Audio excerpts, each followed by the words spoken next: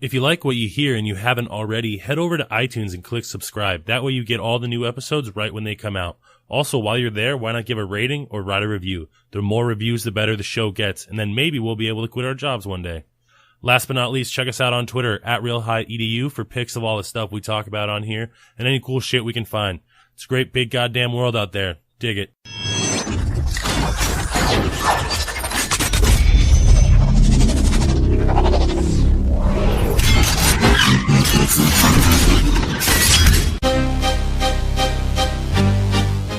Education can be described as all activities by which a human group transmits to its descendants a body of knowledge, skills, and a moral code which enable the group to subsist. In this sense, education refers to the transmission to a subsequent generation of those skills needed to perform tasks of daily living, and further passing on the social, cultural, spiritual, and philosophical values of the particular community.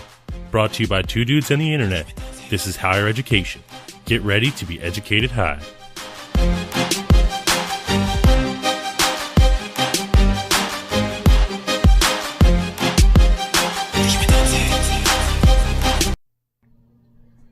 Welcome to Higher Education. My name is Josh, alongside my partner in crime. Also Josh. We're here to bring you the weird and wondrous from around the globe. Brought to you on our our internet mission, our web mission, brought to you by the World Wide Web, the www go fuck yourself. What are we brought to you by? I don't know, I kind of like www go fuck yourself. www.gofuckyourself.org. That's probably already a website. Not .org. I bet .com. That could be a real... .us. I remember there was a big thing going on when I was doing internet marketing.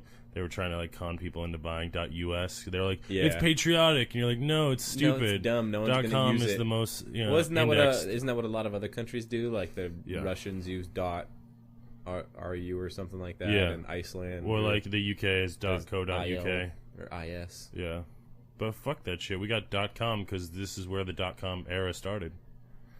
So, fuck them. Fuck them. Go www.gofuckyourself.us. Let's add .us to the Sears list. Dude, go fuck yourself.us.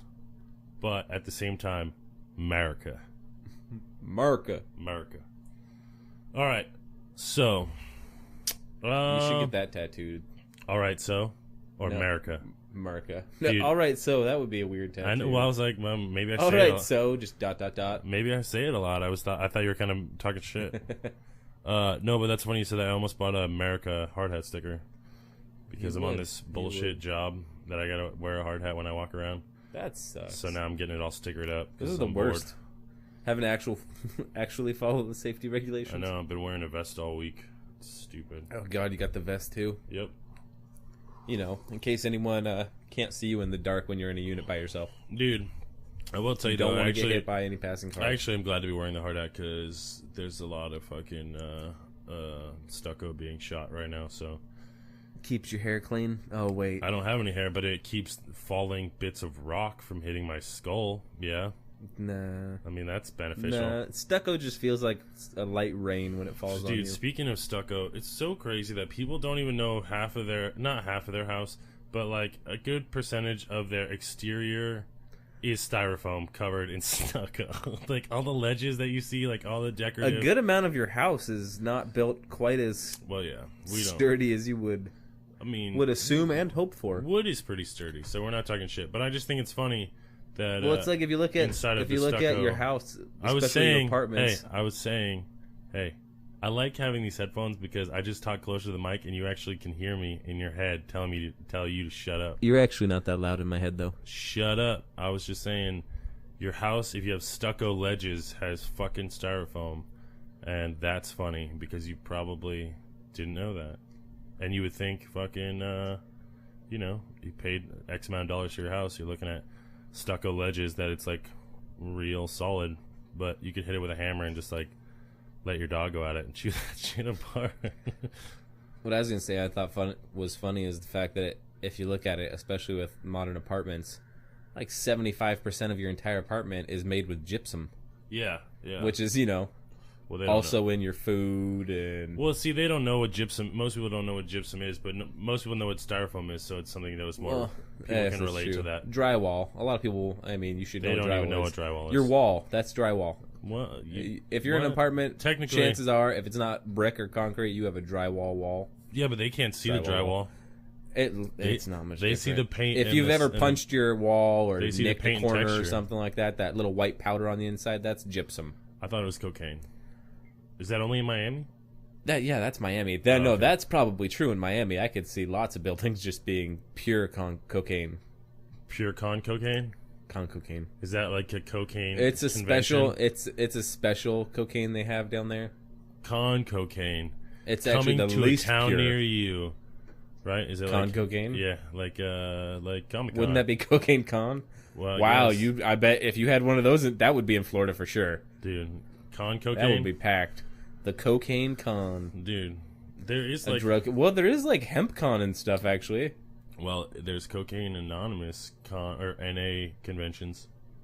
Or AA conventions. Yeah, that's very different though. Aren't they trying to not do cocaine? You'd think so, but high population of those events does involve drugs and alcohol, oddly enough.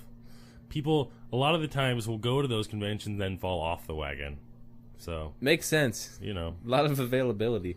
Well, the thing is, like, you take drugs and alcohol away from, shitty people. They still do shitty things, and then they're just like, well, drugs and alcohol is good enough. It's fucking whatever. Speaking of drug and alcohol Who conventions, cares? After watching some of the random documentaries I've been watching this week, we should totally go to the Juggalo gathering. No, I'm not going. You don't want to go? Nope. That doesn't sound fun to you? Nope. Just I don't associate with those people. Ungodly amounts of drugs available and nope. I don't do drugs, my friend. And They not don't the treat most me. attractive people just flashing their boobies everywhere. Boobies? I mean, I don't know if you'd call You them. hesitated a little bit. You're like, they were boobies, breasts. I'd call them breasts. Breastises, milk pumps. Not to say anything bad about the Juggalo community. I will. Fuck Honestly, you guys. don't think I've ever met anyone that considers himself a Juggalo. I have. And I've only heard like 2 ICP songs ever. I think. Probably not even that. If you have to ask, you can't afford it. That didn't go there, but I just felt like saying That it. didn't, but alright. That was my phrase for the week. I probably can't afford it. I know. So what do you... Oh, yeah, you're drinking that shitty fucking pina colada jizz Rockstar. I, on the other hand, am super manly with my... Yeah, please tell people what you're drinking tonight. Well, it's from my girlfriend, but... Don't try and set it up to make yourself sound better. Bro. Just read the label. I'm trying to. I would read it. Listen. Read it. Listen. Just read it. Listen. Shh. Just read it. Just read it. Caramel. In your radio voice. Dude, I can't read it if you keep... All right, ready? Yeah, read it. Welcome to Higher Education Midnight Edition, brought to you by Caramely Mocha. Oh, dang it, I fucked up. Hang on, let's do it again. Here we go. Take 2. Because the name is worse than, like, just caramel fucking... Maybe you should do it in a little bit more of a flamboyant accent. No, I like the Midnight Edition. Welcome to Higher Education Midnight Edition, brought to you by Caramely Intense Starbucks Frappuccino. 290 calories per bottle, giving it to you the light way. The light way. Does it say giving it to you the light way, or did you add that? I added that in there. So... marketing genius. Yeah, well, we're giving it to you the light way. Giving it to you the light way. That's right. 290 calories. What they didn't tell you, though, is it's 6 servings per bottle. So really... I'm just kidding. I don't know. Let's see. So it's, 4,982 grams of sugar. 92% sugar is basically what it They should actually say. just got a bottle of sugar and poured some coffee on top of it. It's not even... They probably didn't even do that. They were like, hey, we got this one coffee bean. We've been sitting in a jug of milk for a month. We're going to pour this just pour some of that milk on the pour sugar. some caramel and some sugar in there. It does and look... We'll just put 'em in it this does container. look damn near white. Dude, it actually looks exactly like what their caramel frappuccino looks like, so... I don't know. I haven't never had the caramely intense. I haven't had one of these in about 2 years. See, now, you could be having some of this delicious Rockstar Pina Colada No, it's... flavor with other natural flavors. Yeah. You know what it's called? You know what most Let's people... read on the this- ingredients on this. Hey, you know what most people on the street call that? Rockstar Jizz Colada is the fucking other natural ingredient. All right? Just Colada? Jizz Colada. Just Colada. If you say it quick enough, it sounds like a doesn't sound that sexy Spanish name. with Chizcolada. like like 130 cal. Oh, I'm sorry. That is Chizcolada. per serving. 2 servings, 260 calories, and 64 grams of sugar. That can't be good. Per serving? No, per can. Well, there you go. Which is bullshit. That's I'm a just lot of saying. sugar. They have no business saying that this can is 2 servings, because have you ever once in your life been the person or met a person who really goes, I'm going to drink half this can and set that aside for later? It's a carbonated drink. It goes flat. Dude, they only do serving sizes so that they make the numbers look smaller. They know But that what's most messed up people is that the don't numbers still look shitty per serving. Well, that's true, but they expect, you know what I mean? Like, people expect the Rockstar to not be good for you. And then the problem is that most people don't, like you said, or like I said, they don't actually look at the serving size. They're like a little package of fucking, say little mini Oreos. It's like fucking 20 I don't calories, appreciate and them then it's like serving size. trying to lie to me. 17 fucking per container. You're You like, hear that, Rockstar? what? What was that? Rockstar. Hello, this is Rockstar. How may I help you? May I ask where you come from? What do you mean, sir? You have a very interesting accent. Well, it seems to be changing a little bit too. I thought you were a man at first. I'm pretty sure you're a woman. I don't like to label things. Well, back to man. Okay. Well, Mr. Bam, can you tell me why your company, the company you work for and represent, lies to their customers? Faithful customers like myself.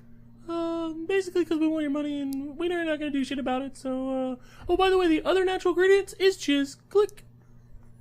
Wow, that was a painful conversation. Let me tell you. I was sitting on speakerphone this whole time listening to that, and I was just going to say, did you hear that? I would not be drinking that. That was completely rude. I can't believe they did that.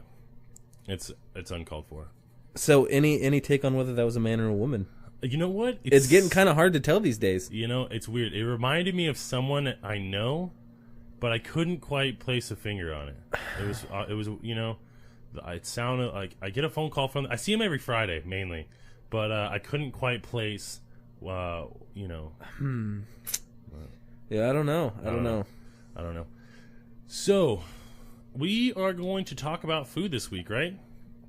Well, yeah, food, nutrition, drinks, general nutrition or lack thereof. GMOs.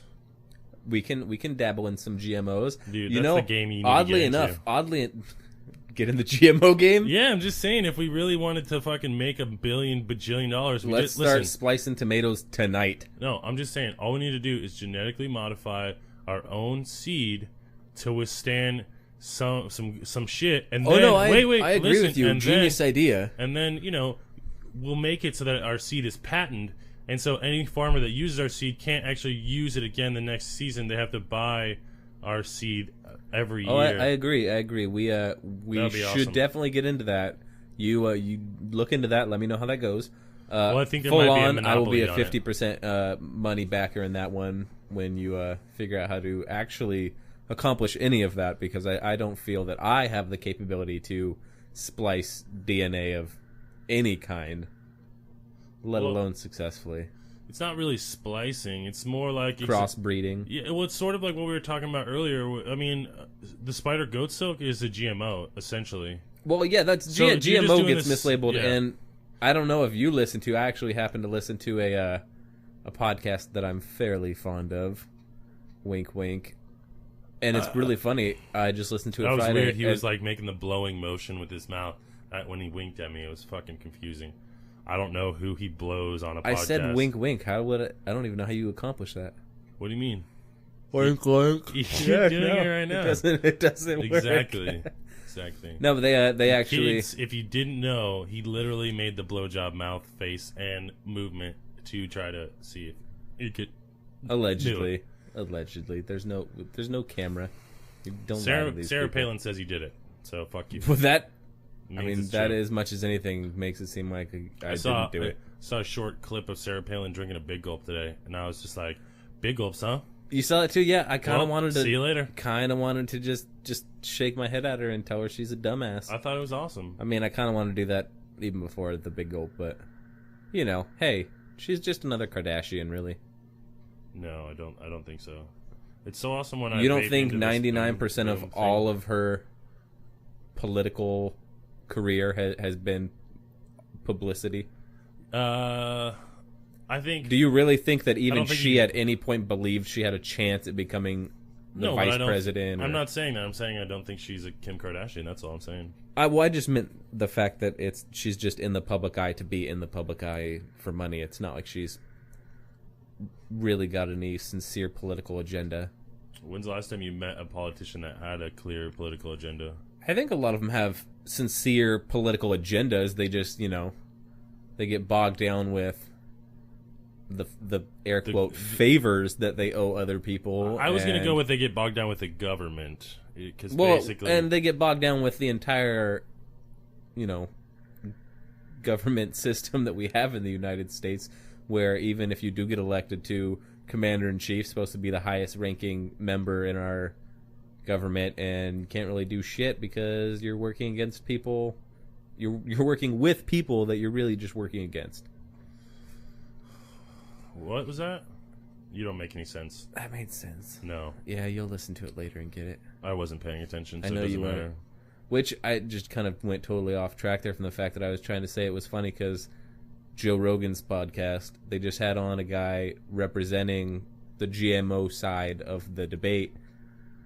And I got to admit, it kind of made me question some of my own opinions a little bit. I feel like he didn't really ask him the right questions, though. Okay, but that's that guy's job. Well, it's not. He isn't. Okay, he's an independent scientist. It's not like there's not good arguments for both sides, though. That's the problem. But you have to weigh the pro. At this point, though, without GMOs, we wouldn't fucking survive. Oh, absolutely. Well, and part of they're in everything. Sorry, folks, but they're in everything. Part of the big problem was that they were talking more so about GMOs, as in, look, these are foods that we've been breeding and crossbreeding to, weed out the traits that we don't want and highlight the traits that we do to better support the agricultural, I don't know what you'd call it, agricultural something. I'm going to let you wallow in that. I don't know what the hell I was going to say. Yep. But just that the fact... Isn't it suck when I don't save you? And I just can't think of the word. It's and you are the one that's sober. I can't help it. You're the sober one that doesn't smoke weed. So yeah. Speaking of, that's going to be a long pause. Speaking of, just kidding. No, all right. But what I was saying is the fact that they talked about GMOs more on the side of what they're breeding considered GMO, not what they're working in a lab and actual putting a human hand. Not literally, but figuratively putting a human hand in there and changing the DNA of these foods. Okay, but I'm just saying... And I mean, just from like the looking at it from the outside, I don't know if there's any difference at all. Sorry, I will throw this colada jizz at you. Okay. Colada jizz? Colada jizz. Jizz colada jizz. Jizz colada. No, just I mean, if you're looking at it, if you're looking at it from the outside... Joanna man. Colada jizz. Dude, how much jizz was that? It was colada jizz. All right. Thank you. Okay. Thank you. What I was going to say when you were talking about GMOs, aside from feeding it to us, I learned a sort of little thingy I thought was sort of interesting. That fucking, for instance, like trout that are farm-raised trout are fed pellets, like food pellets. They have like mealworm blood and all this stuff, and they also have specific stuff. Like, okay, so you were distracting me with your phone, but basically what I'm trying to say is that, listen, fucknuts, if you're going to a river and that river is near a hatchery that has fish in it, 90% chance you're getting GMO trout because the fish got GMO food, and so that genetically modified organism is now in the fish, even though it was free range in the river when you got it. Is that how it works? If you eat GMO food, you become GMO? Does that mean we're GMO? Essentially, yeah. But does it actually... I don't think it changes our DNA, Here's the thing, though. I didn't say it. Well, it could. Because the way evolution works, we create, bacteria to fight off this specific thing, or we develop this mutation. Well, that's that's more mutated. That's what I meant. It's not like we're eating it and then our DNA is changing. The thing is that there's not a lot of long-term studies on it because there's so much. That past 3 months, people don't really do. Here's what I learned: fucking past 3 months, they stopped doing fucking testing on it, and either way, the testing is done by a company that is owned by the GMO producer. Well, see, now, are you talking about all GMO studies that are done? Because that's part of what I was listening to. I'm is sort of talking about a specific one, just because that's sort of what I was learning about. Okay, but in general, most, say for food-wise, most genetically modified most, I guess we'll call them grains. Sort of what I'm focusing on is the grain aspect of our life, and most genetically modified grains or seeds that create genetically modified grain are owned by a very small percentage of America, basically, by one or two corporations, and fucking they're the ones that are. It's just like how Coke owns the doctors who are looking into public health. It's like fucking. Well, they're not really getting it done because perfect example is it's just like big tobacco was when they were doing when the studies first started coming out. They were the ones running and paying for all of the studies being done, and that's a good point. That's part of the. I mean, I don't want to say problem, but that's part of the problem on both sides is that there's no trust. Even if they are giving us legit studies that have actual data showing that it's not a problem, people aren't going to believe it because they've just had so much bullshit shoved down their throat for so long that it's really hard to swallow when it seems to be coming from the same background. No, I agree, and I think also a big part of it is the fact that fucking the people who lobbyists basically are really fucking convincing, especially to people who are easily convinced. I mean, you have to actually want to know about what's going on to make sort of a stance about it. But when, you tell the general person, you're eating a GMO or fucking cancer, cigarettes cause cancer, they're like, okay, well, that's fine, but I gotta believe that the regulators are taking control. You know what I mean? That's what you hear from 90%, at least back then, right? And yeah, so now we're put a lot of trust in individuals and companies to do the right thing. And even a lot of people nowadays still do that. And they sort of, I mean, obviously none of the people that listen to this podcast, because we're doing that right now. We're saying fuck organizational education and learn this way. And just like a lot of, really big news outlets are doing nowadays, that are becoming big, these independent news outlets and stuff, but that's way off topic. Either way, I'm just saying I agree with you.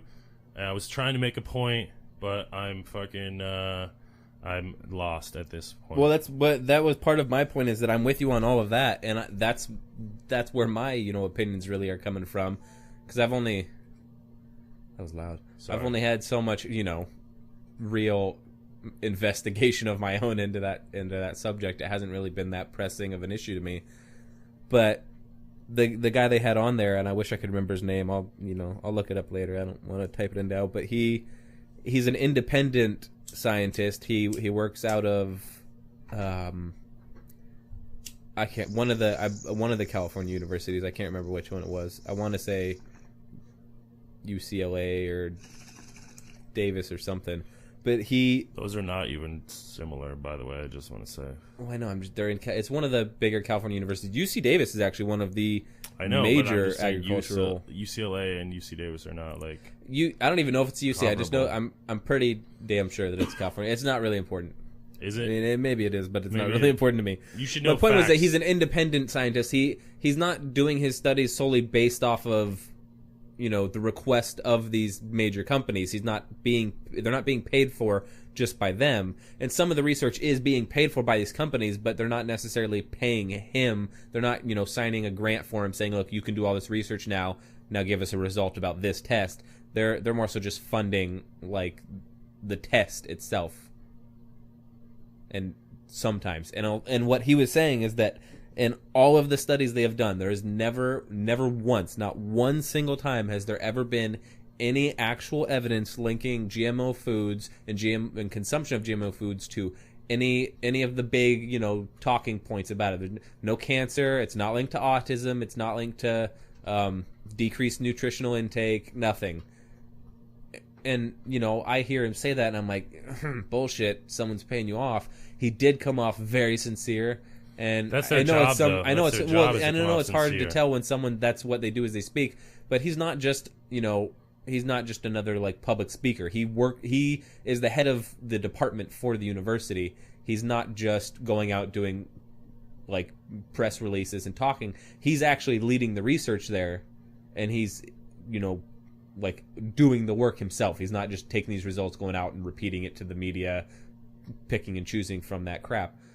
And he made a very convincing argument that all the GMO foods we have now, and they keep using the big M, Monsanto.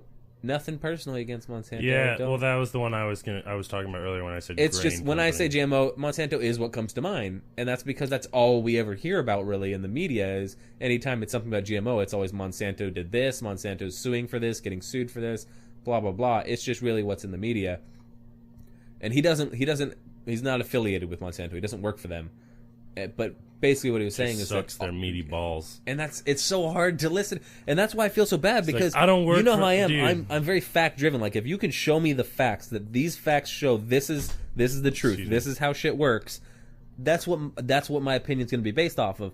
But it's been so long now of like just hearing GMO foods cause they higher risk in cancer and blah blah blah. And he kind of picked apart some of these studies showing like, all right, yes, this study they did. The risk of cancer went up in rats, but in their control group, the risk of cancer actually went up the exact, like statistically went up at the same rate, and they just don't publish that part of it. So it's almost kind of shining a light on it, at least in this interview, and making it seem more like the anti-GMO side of the debate are the ones that are kind of picking and choosing from the information and the data from this research and paying off the researchers to do research just based on these. I mean, they were talking about it being like a small group of rats being tested on, and they basically picked one little point of that research and said, look, the rats got cancer at a higher rate when they were eating GMO foods. But what they don't tell you is that higher rate was 2 more out of 10 got cancer, and then their control group, which is statistically doesn't matter. Yeah. It's not significant Well, statistically enough. it doesn't matter, but I mean it does matter. Well, I'm just saying if you But grabbed 100 statistically, people and they Statistically, all it doesn't smoked matter. their whole life, and say 90 of them got cancer, and then you took your control group and 85 of them got cancer, you wouldn't be like, well, I mean that's a bad example yeah, because smoking really would be causing more cancer. But I'm just saying, like, if the test was done that But way, didn't you say the test was smaller, or did you say it was Well, larger like that? 100 is still insanely small to be Yeah, testing something exactly. like that scale wise. It was that small, yeah. It wasn't like they tested like 30,000 rats or anything. It was. But how long was the study? Did you say that? Or I no? didn't. I'm trying to remember. I mean, I believe it was a matter of months. Less than 3 months, probably. Yeah, which is what I said earlier. Their longest tests are 3 months. Yeah, these tests they're not long. They're not even long term. Which part of the problem is then we don't know either way whether the effects long term have from any what I positive or remember, negative effects on it. What I remember, and it was a very a brief thing that I sort of remember hearing, is that there was sort of some smaller tests done at 4 or 5 months, and they did see, like, I don't know. See, that's the It's problem. like you said. The thing is, there's you just can't, not it's so the hard right to narrow. research. The thing is, it's so hard to narrow down what causes cancer Yeah. nowadays because everything fucking Because causes everything causes cancer. cancer. Which a lot of people will point to and say that's because a lot of things are GMO now. Yeah. I personally, that's not, even prior to listening to this interview, that's not, and it'll lead well into other things to talk about. It's not what I think. I don't want to blame the GMO foods so much as the processed foods. Well, I'm glad you were talking about earlier about this dude and how he was convincing and fucking, even though he's a former, and so why would he have any reason to lie, sort of thing? He was just being candid or whatever. It reminded me of this fucking guy I learned about a little bit. His name was Michael R. Taylor, right? This fucking dude he was a lawyer for Monsanto, and then he left Monsanto to go to the FDA to oversee some fucking part of the food administration, and then after that he left to go back to Monsanto, and then he was in Monsanto, and then he left Monsanto to go back, and now he's like the third most powerful guy in the FDA. Yeah, there seems to be a lot of that If So, you look at the that's FDA really what I'm employees and the agricultural, Yeah. basically everyone who's supposed to there's a be, huge percentage everyone of who's people that supposed to are be that lobbyists for them last now. line of defense to make sure that shit's on the level, that these companies aren't just ripping people off and putting out bullcrap research papers. They're all working for these companies, Yeah, I was which just gonna makes say- it like it doesn't matter how good your facts are. If the devil's the one handing them to me, it's Yeah. going to be real hard to take. Exactly. I was just gonna say. I think the number. I can't remember, but I remember. Man, it's hard And to say. I it's not- remember, well, and then I don't remember. The sad thing is it's Somewhere not in the even hundreds. just the FDA. It's so many other organizations. Same Yeah. with the pharmaceutical companies. You've got the people who are supposed to be that last line of defense between these drugs getting to people, making sure they're not going to harm anyone, making sure that they are actually useful. I mean, that's one of the biggest problems is that in the pharmaceutical side, when you put out a new drug, it's not just supposed to be, hey, this is our company's version of this drug. When you put out a new drug, it's supposed to be more effective than the drug that's already available. That's supposed to be one of the prerequisites for getting it passed, which, I mean, you don't have to be a scientist. Watch the damn commercials we have, which is I don't even want to get started on that, how ridiculous it is that they're advertising drugs to us and telling us to ask our doctors, because obviously our doctors don't know what drugs to give us. Well, listen, fuck nuts. You got to stop talking shit about doctors, okay? It's like No, I was saying doctors know what to give us. Okay. They know the drugs Okay. much better than me. I thought you were I don't talking need a shit. commercial to be like, hey, do you feel sad today? Ask your doctor about this drug. No, Did if you I tell know- my doctor I'm depressed, he's going to know what the hell to give me. did you know the majority? I think it's like 82% of all medication commercials are for depression. Did you know? I think it was something like 1 out of every 3 women over the age of 30 is on antidepressants. Did you know That's 1 a out of every scary 5 fucking people has fact. herpes? So Is that true? Is it really 1 out of 5? that's what the it's stat like 1 is, of 5 but or 1 of 6 or something. that's how I know you have herpes, because I don't See, have herpes. It makes me think though, because No, I don't my know chick doesn't have anyone that herpes. has herpes. Dude, you But I don't people. know if I know anyone that has herpes. Exactly. I'm pretty sure I mean, I know a lot of my friends. If they don't have herpes, they're damn lucky. They probably have herpes. 1 in 5 people. That's fucking crazy. Yeah. Dude, There's only 4 people in this That's- house. I mean, one of that's them. a downer to be talking about. Before, we talked about 1 in 3 fucking... I don't know how. I'm sorry. I don't know how we got there. If you Yeah, were is that listening to like- that, I'm sure none of that followed or made any sense. But in our weird little world we have going on in our 1 in heads, that all 5 connected. Well, 1 in 5... You said 1 in 3, and there's 1 in 5 immediately popped in my head, because it was like... It's one of the one statistics I know, because I think it's funny to bring up to people when you're in a group of more than 5. Because everyone starts looking around awkwardly Well, like, that's like this fucking guy's got the herps. And you're like, no, it's fucking this bitch over here. And everyone... It probably is no one. That's the crazy thing. Or it could but be all of you. statistically, it's probably somebody. Dude, statistically, it's probably more like Well, that's why you everybody, see it's so because funny it's when you see it's so stand-up fucking comedians ridiculous. do that, where they're like, 1 in 3 people's got herpes. Look to your left, look to your right. It's Yeah. one of you. Yeah, you're not funny. Hey, did you know that right now we have enough GMO food to feed 14 billion people, which is double the amount of food or double the amount of people that we have on the earth? So we could stop producing GMO food and switch back to organic food, and organic food would actually produce the same amount on the long term. Initially, GMO food is going to produce quicker because they can spray it down with fucking pesticides, and it's resistant to glyphosate or whatever, and so it can fucking do that. But on the backside, I'm not Captain fucking organic, but if we can produce the same amount organic as we can GMO, and we already have enough GMO to feed twice as many people as there is on the earth, like, what the fuck are we doing? Yeah, we seem to be failing, at least as a whole, as a human race on this planet, with helping each other out. Because there's absolutely no reason, no legitimate reason that there should still be people anywhere on the planet that are dying of starvation. Especially when you have an ungodly amount of children in Africa dying of starvation. You see all the commercials of them with their distended bellies, and it's sad. And when you see all the waste that we have over here, and I'm sure it's not just the United States, it's any other developing, first world countries. The fact that we have so much abundance, and it doesn't have to be the cream of the crop best food we're sending. We have, Let's give 'em the yams. We have an excess Fuck 'em. amount of corn that we're putting that shit in everything.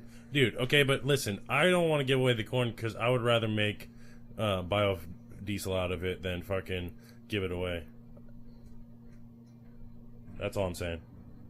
There's still plenty corn. I'm just saying, I mean, fucking... There's like entire states of corn. I know. I would rather take all that corn instead of using it for everything that we use it for now. I'd rather use it and start producing biodiesel. There's much more ethanol or whatever. There's much more efficient ways to produce biodiesel than corn, though. Listen, most people people were using sugarcane, and fucking they actually found that corn is a much cheaper product to make ethanol out of.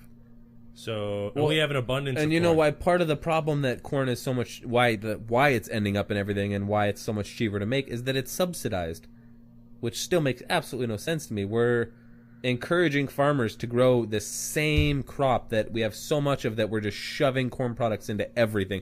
Look at anything you ate or drank today. Yeah, corn is in it. I was going to say, in it. Corn is in everything, pretty much. It might have 500 different names on a label, which just is like ridiculous herpes. As well. Is herpes on labels? I think herpes is like the corn of the STD world. It's like it's everywhere. It's like look at the sex you don't even know you have it. Look at the sex you've had in your life. There was herpes. It's like fucking. You probably have it. You just don't know yet. It's all good. Nobody hates on you because we all have corn. That's what I'm saying. I don't understand. And hey, if anyone else out there knows, tweet us and try and explain it in 140 characters. Why the hell are we subsidizing corn? Caramely Intense was caramely fucking delicious, by the way. I just took my first sip, and it was really good. That's a large sip. That thing's like half empty. No, that's the neck part. It's skinnier, like your penis. Boom. Yeah, are you referring to me specifically, or just you? Dude, by the way, fucking, I was gonna tell you this through text when we were driving, but I was mad at you for talking shit all week. When we were. Like when you were driving and then I was driving. Oh, and you kept texting me? Yeah. I was already home. No, not that time. I meant when we were coming. Okay, just shut up and listen. Katie listened to the podcast on Friday because she's mean and she waits all the way till I come home to listen to it. Maybe she just wants to talk to you about it. Dude, we're driving home, or I'm driving back to the shop or whatever from San Jose, and she just texts me. She's like, "Oh my God, you made fun of his hair." And I was like, yep. And then she goes into she starts texting the monologue about how you go, no, it's slightly thinning in the top and slightly thinning in the back. And then I don't even remember talking about it. She's like, I'm dying laughing. She's like, I don't remember it being that funny because I don't remember it being that funny either. But I listened to it and it's fucking hilarious because you're like saying, oh yeah, and then there's a long pause, and then I'm just like, no. That's not what it's like. It's pretty much for sure fucking thinning on top.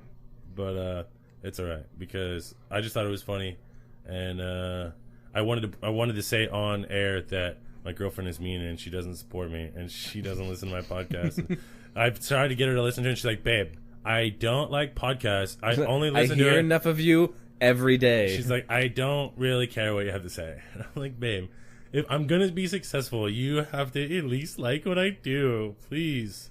And then just support me. And then she's like, "Okay, listen, you little bitch. I'll fucking do it, but I'm gonna do it on Friday." And like right now, okay. I was like, "Hey, did you mess up my speakers?" And she's like, "Yeah, I fucking." I was trying to. I was trying to listen to the podcast, but I couldn't figure them out. And then as I was walking away, she's like, "Yeah, I did it, but I did it earlier in the week." And I was like, "Wait, you fucking listened to my podcast on Friday?" She's like, "Yeah, I just lied right then. I don't even know why." She was like, "Wait, she said I don't even know why." I don't even know why. I love that when you lie and then you're like, I don't know what the fuck the point of that even was. Why would I try that? Yeah, obvious. No, that was a lie. I listened to your podcast earlier in the week. Like, no, you were laughing on Friday as you were hearing it for the first time. So, yeah, you're like, damn, you got me. It was pretty funny. But that actually leads into our next segment. Lying does? Yeah. No. I was like, what's our next segment? Well, you got me excited. Dude, that's the whole... I was trying to see if we could do some improv because I didn't have anything to lead into. Well, but I was hoping off of what... You can't just throw improv out there but make it sound legit if you don't tell me. Okay, but the whole point was... I have to be in on it. The whole point was I was hoping you were going to say something better than lying because that was your job was to... whatever you remembered from what we were talking about, you'd be like, oh, pink elephants? And then... This is why we need the wipe-off boards. Dude... You could have just said, make some shit up. Go. Why didn't you go fucking spend $7 on me? Because I have been busy this weekend, and I completely forgot it. Oh, do I? I owe you a lot of money? If you don't know out there, Josh paid for all the mics, but I give him shit all the time because I designed the website, I produced the logo, I produced the show, and I run all the other stuff, and so I just make fun of him and tell him that there's a bill. I'm just the talent. Yeah. Pretty much. I mean, I just have him show up at my house.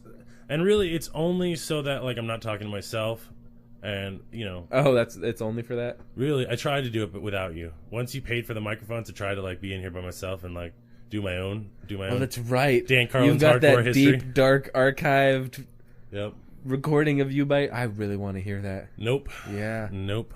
Throughout that little bullshit on the last episode at the end of me sitting in here awkwardly by myself. Like that? Which I just want to point out, sounded so much worse in my head when it was happening than that. It sounded much, much worse. It sounded so... I think I hyped it up too much because it sounded really good the first time I heard it, when I actually heard it, like, in the editing version. But you forget 3-4 weeks go by, and then you listen to it again, you're like, okay, it's funny because you're trying to hold on to it at the end. You're like, I'm gonna... why do I keep saying...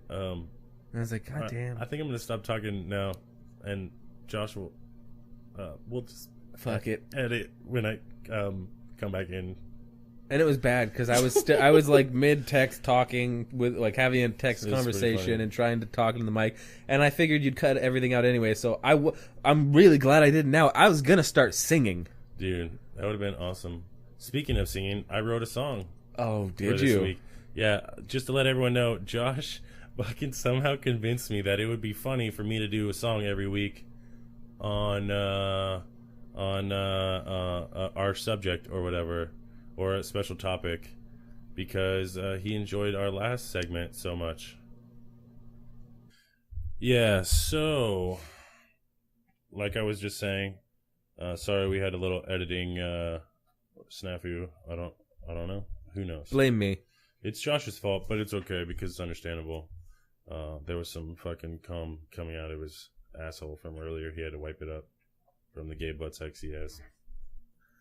I don't know, man. I just feel like I'm in a mood to make fun of you for being gay, and I mean, you're just gonna have to take it. Coming off very, very homophobic tonight, Josh. It's true. Maybe it's because I'm secretly, like, you know, in love with me. That's not a secret. That's obvious. No, I was gonna say I'd like a finger in my butthole, but that's not gay. I know. Katie does it. Everyone does. I got one of that. All right, are you gonna go into detail about it? I got that shit today. It was awesome. Earmuffs. Just kidding. Could you just unplug mine? If you're listening in your car and your kids are around, fucking. You're a terrible parent. Yeah. I don't think we need to tell you to turn anything off. Please. Your kids are corrupted by now. Dude, please give up on don't let them listen to this. Side note, though, I mean, really, finger in your butthole, it's not a bad thing, especially when no. Well, Katie's got little tiny fingers, so it's like I'm not really taking much. It's kind of like. Do you go like? Is it like a pinky, or are you going like thumb? I can't see what she's doing down there. I'm just enjoying what's going on. But Josh is looking at his phone right now, so he didn't laugh at that joke because it was funny. Oh no, I heard it. I was just I have the terrible image in my head because I can see you. I know what you look like, and I know what Katie looks like, so I can picture this happening. And it's not something that's funny at all. It's deeply disturbing. Don't say that because it makes it sound like Katie's not attractive. She's super hot. Oh no, it's not I'm Katie. Gross. It's because you're gross, and the thought of you naked with someone's finger in your ass it's not pretty. It's not okay. Listen, everyone needs. You know what we need now? You need to post a picture for tonight's episode of just you with your big thumbs up, smiling with Katie. That'll be awesome. I'll get one tomorrow with her, and we'll do. I won't even tell her why she needs to take a picture of me with thumbs up. And then oh God, please do. I will. Please do, and then she'll hear the episode on Friday. Next Friday. It'll be right. So you'll be here to laugh at it. Right when I get home, she'll be freshly mad about it. So that'll be fun. I'll be like, babe, it happened a week ago. Basically that's how I test. Oh, that's what it was. It was the golden shower rule that made her crack up because I've been talking to. That made me laugh too. Yeah, that was one of the. That's how I knew she just listened to it. That was my gauge because I've been telling her like I'm gonna pee on you. I'm like, babe, I'm gonna drink a lot of water. Like, come on, let me pee on her. I don't really want to pee on her, and obviously she doesn't want to get peed on. But I think it's fucking hilarious. You've never peed on each other? No, sorry. Isn't that like Like Dude, that's like. But like the more I think about it, I feel like if I just drink a bunch of water, it's almost like she's getting a shower.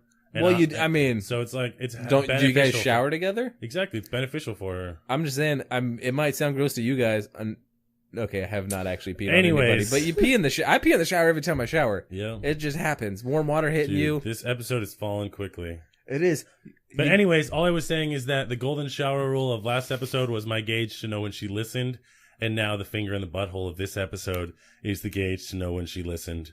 And just to let the other listeners know, there's going to be one of these every week, just so I know when she fucking listened. And any of our local listeners, if you happen to know who Katie is at all and you see her, give her a thumbs up. Oh, yeah, that would be awesome. That would be awesome.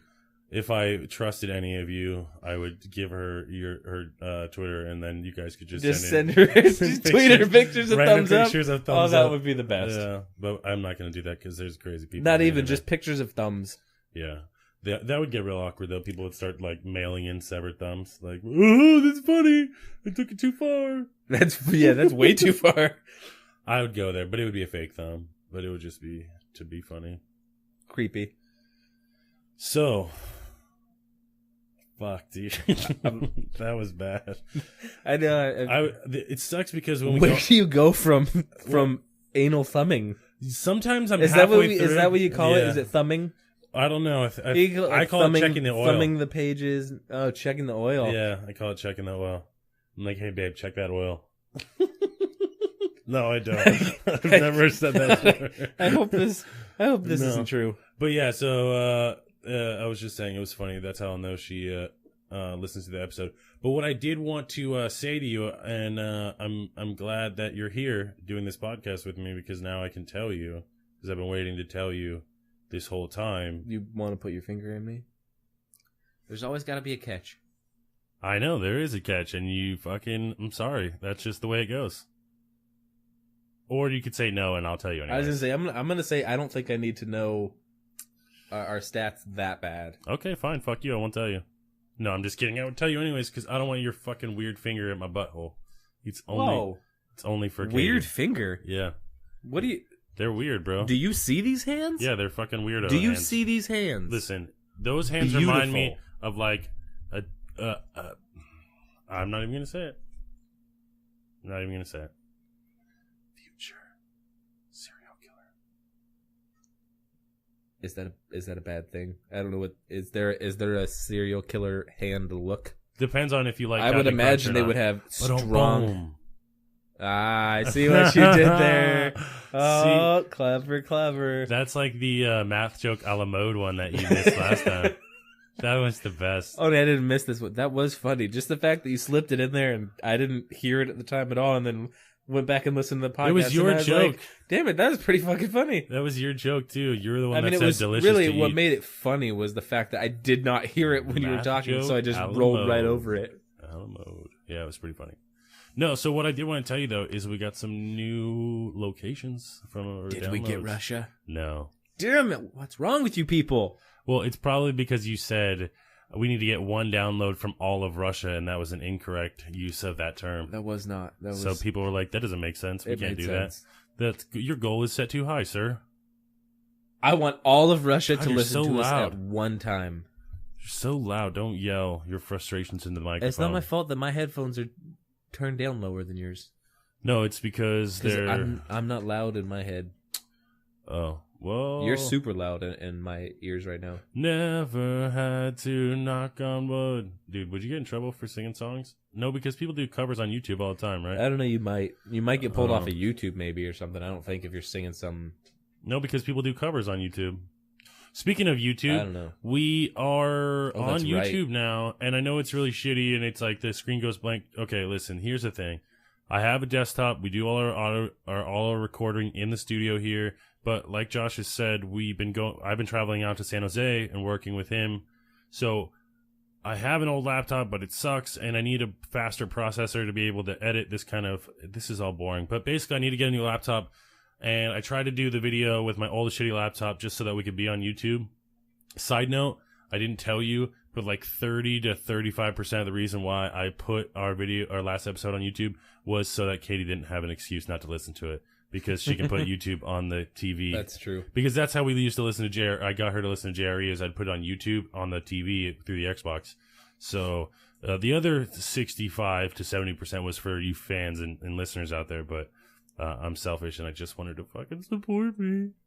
But no, we're going to be putting better videos up there. We're always going to have the episodes. Real videos. Yeah. And we've discussed what might happen. We might do sort of live or not live, but recorded video. I don't think we have enough people at all that give a shit about us to do anything live. No, I mean like video. One person watching. I'm making up a new word. Videoly. Yeah, they can watch us. Videoly is totally a word. Oh, I have another word. I have another word that I like to use. Hey, videoly. Yeah, I like to. There's a word I like to use all the time. It's called offensed. I apologize for that. I'm like, dude, don't get offensed. Why are you getting offensed by that? Offensed? Yeah, like when someone stop being offensed. Yeah, like when people get because defensive is sort of the same word, but they're taking offense. Wouldn't offended be the right way to say that? Yeah, but I like offensed. Listen, don't be getting all offensed. Wait, with a D or a T? With a D, like offense. See, I was hearing it with a T. Like a past tense offense. Offensed. Or offensed. Don't get all offensed. Listen, you're getting all offensed, all right? Calm down. No. So, guess fucking where? Where these new listeners are coming from? Yeah. I've got to narrow it down a little bit. Is it in the continental U.S.? No, it's by New Zealand. Is it by New Zealand? Fuck, I don't know. It's like New Zealand.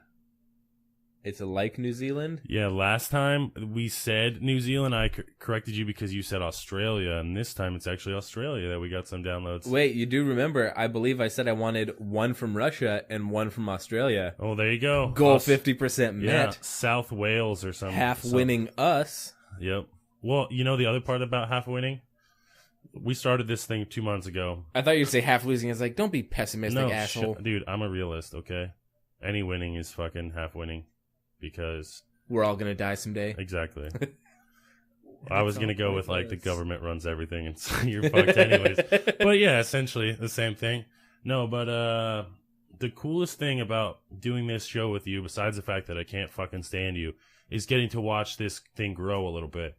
And from the time that last episode came out to right now, recording of this episode, Saturday night, June fucking whatever it is, 7th or 8th, I don't give a fuck.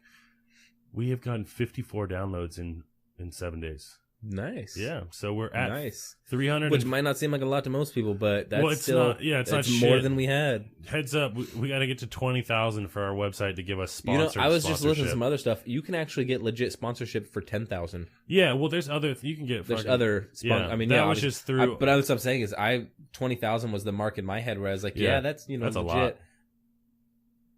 Josh is looking at his phone. He can't fucking talk and look at his phone at the same time. I'm attached to it. Dude, okay. Anyways, if you're out there and you do like our show, please spread the word. And most importantly, go fucking write a review. Give us a rating on iTunes.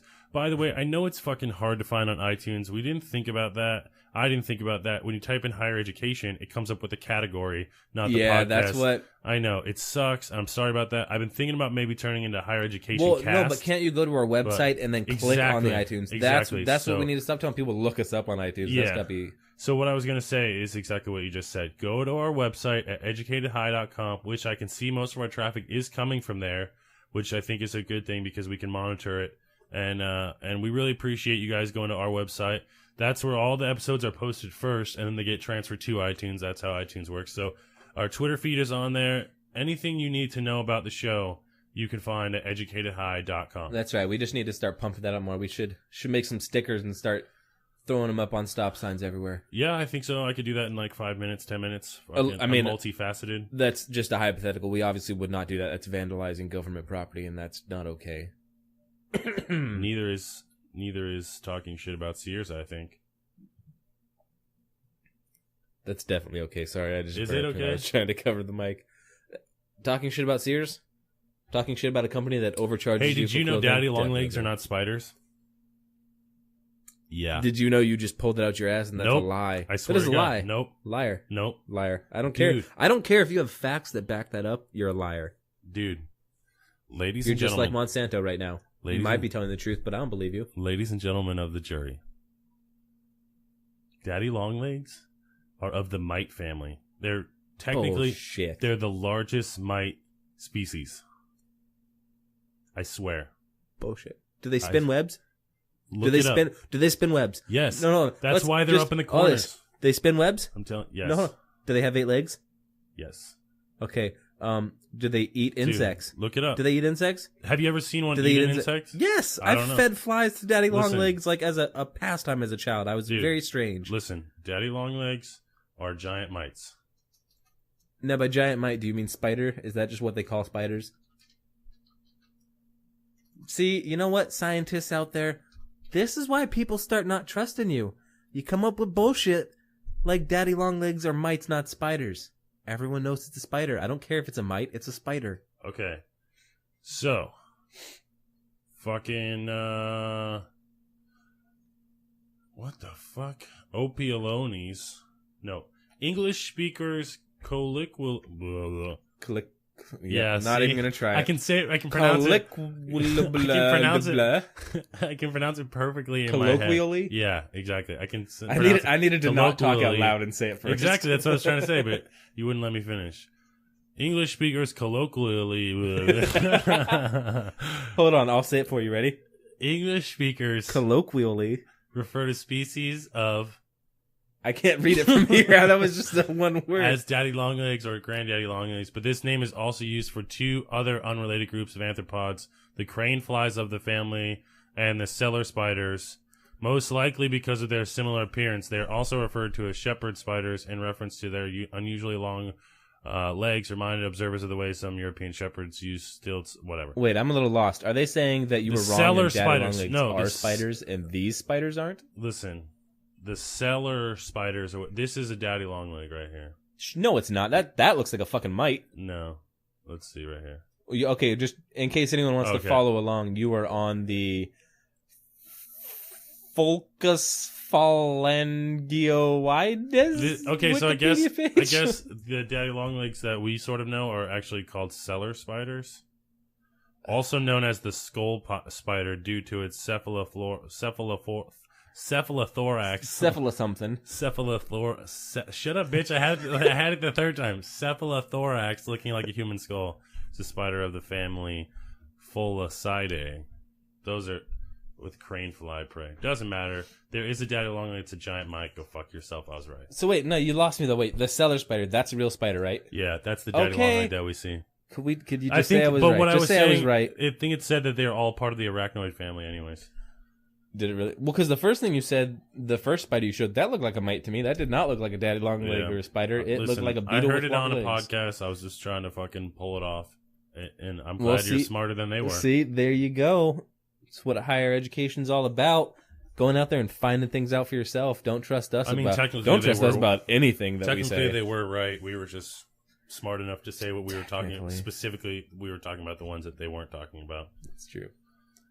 So yeah, we got Australia downloads, and we got a bunch of downloads, and we love you guys, and we're really happy that you're listening to us. And again, recommend us to anybody that you think would like us. And if you think they wouldn't like us, go ahead and do that too. I'm okay with people listening to us and hating us. I'm not okay with that. I am. I'm just kidding. You know what I was thinking about while I was driving here? I was like, I hope there's some fuckers out there that hate me that will never admit they listen to my, like, I'm saying like somebody that knows me that will never admit they listen to my show, but secretly like, fucking I love this show. I'm like, even if they didn't love it, they would listen to it. Shit, you if assholes. You hate it, if you just think of someone that listen to me that talk. You hate. I am all that is power. You will listen to my words. I think you should talk in that voice for the rest of the show. I'm just kidding. No, what I was gonna say is, even if you did, you will suck my balls. Did you get that out of your system? Yeah, it's out of my system now.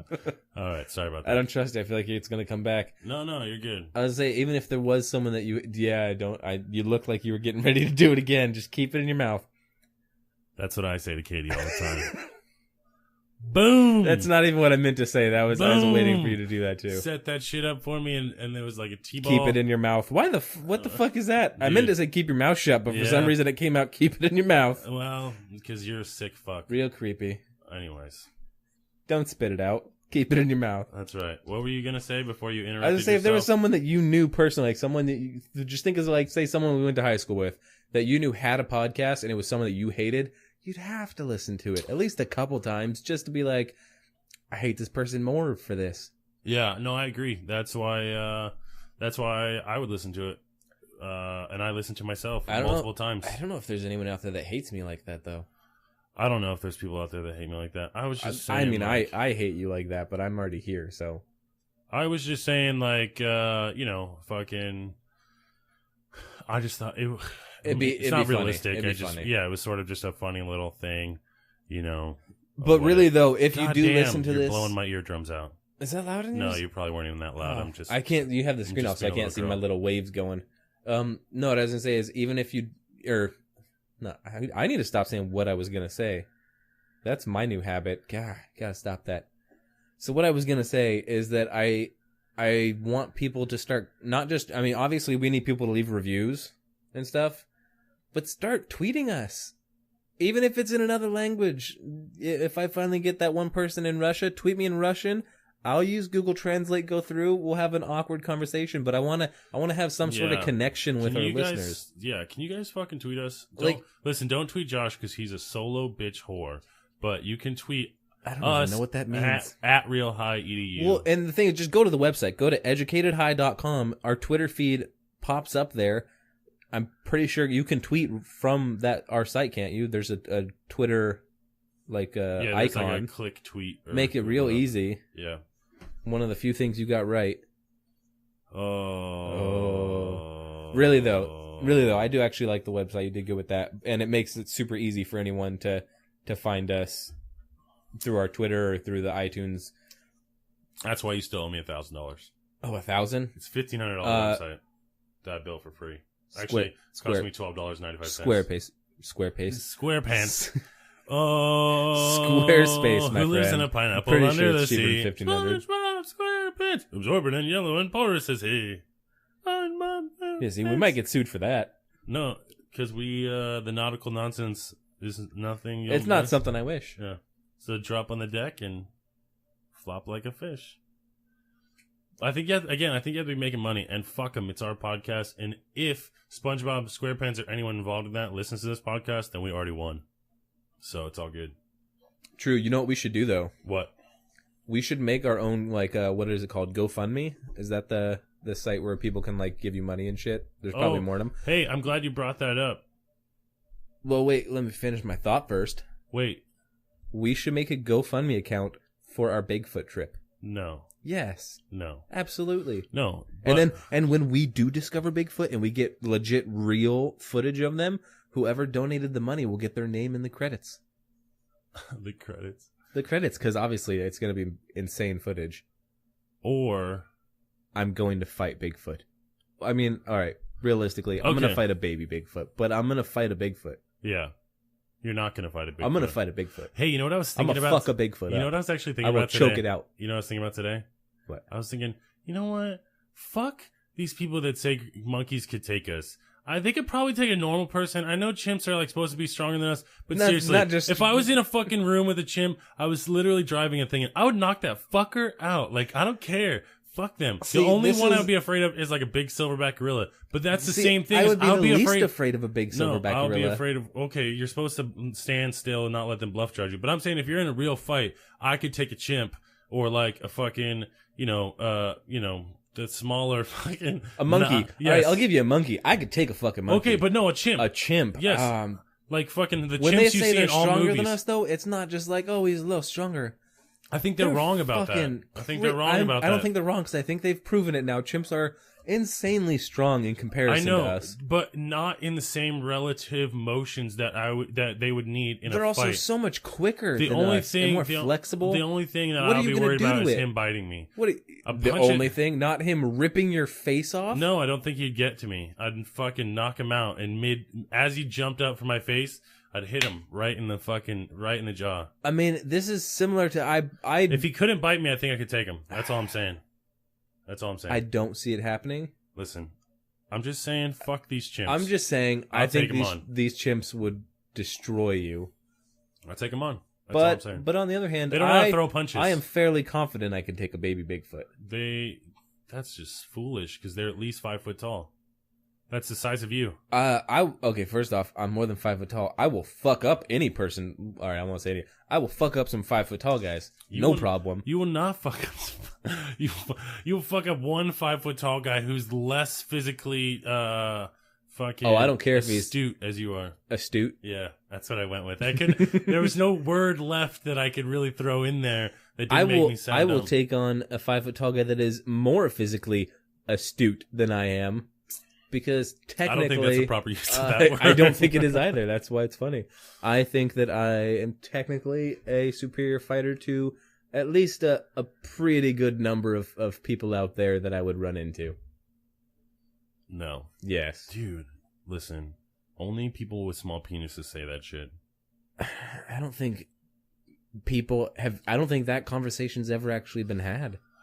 No, it's 100% a true statement that the more you talk about beating people up, the smaller your penis is. I was talking about beating up Bigfoot. Oh, okay. Bigfoot's not a person. Oh, okay. You brought people into it. Oh, sorry. So I was listening for the 9th time. I fucking zoned you out when you just started talking. Yeah. Disregard that whole little tangent there. The whole point was I would just say we should start a GoFundMe so we can go find Bigfoot. Because if we find Bigfoot, this podcast is on the map. No. Not just on the map. This podcast is blowing up. Listen, we're not going to start GoFundMe for Bigfoot. But speaking of GoFundMe, we just want to shout out a little bit real quick. A friend of ours is going through... And a faithful listener. Yeah, a friend of ours, and yeah, exactly. Faithful for only 2 months, so, let's not fucking... As faithful as any other listener, probably. Whatever, it doesn't matter. The point is that we want to help the guy out, and if at least we could do is shout it out on this podcast, and that's what we're going to do.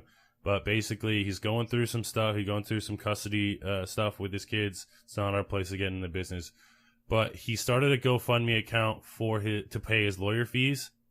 And we are more than happy to shout it out. And I'm going to post it on our Twitter page. That way you guys can just click right to it. I don't want to read off the fucking thing because you're never going to listen to me say www. Yeah, we'll just post the link. Yeah, so I'll share it on Twitter. Please go check it out. But $1, $2, anything $5, helps. Anything helps. This guy's a really good guy. He's just going through some stuff, and he just wants to be able to see his kids. I don't think it's too much of a big thing. He's fighting to try to even get to see his own kid on Father's Day. Yeah, like I said, we're not going to get into it, but the point is, if you're trying to do something nice for somebody and you listen to this show, go to our friends page. We're gonna post it on our Twitter. So check it out at RealHighEDU. You'll be able to go and follow the link directly to that. So thanks for that. And, on a lighter side. Are you going to sing? I am going to sing.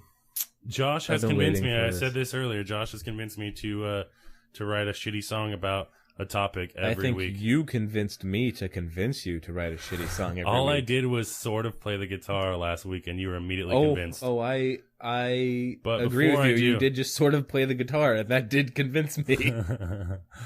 I need to point out that before that night, I literally hadn't picked up this fucking guitar in 2 years. Or at least a year and a half. And since then, I picked it up once to write this song yesterday. It took me about 20 minutes. Well, that's not true. It took me about 30 seconds to write the song and then 20 minutes of playing it over and over again to be like, yep, I think this is it. And I just want to throw this out there since I have not heard. I'm going to hang out with our special guest first, though. So Josh is going to have to talk for a minute or two so that me and our special guest. What's our special guest's name? I haven't met her yet. See, or him. Well, would it be awkward if it was a him and I got my mouth on it? I think it would be very fitting, especially the way that you put your mouth on it. Pucker those lips up. No, it's not how I do it. You sounded like you really knew what you were doing there. Oh. I'm not going to lie, that felt a little weird. Listen, sometimes you win, sometimes you lose, okay? Is that what happens when you lose? Is that another bet you made with Neville's? I was going to say, as you can tell, we make some crazy bets in my life, so no, I've never had to do that. Yeah. I don't suck dick. If you suck dick, good for you. It's just not for me. Well, I mean, you don't know that it's not for you. You just think it's not for you. Maybe someday you'll find out it is for you. I was about to say it again. What I was gonna say. God damn it! I wanted to tell these people that I have not heard this song at all right now, so you'll get a genuine reaction from me.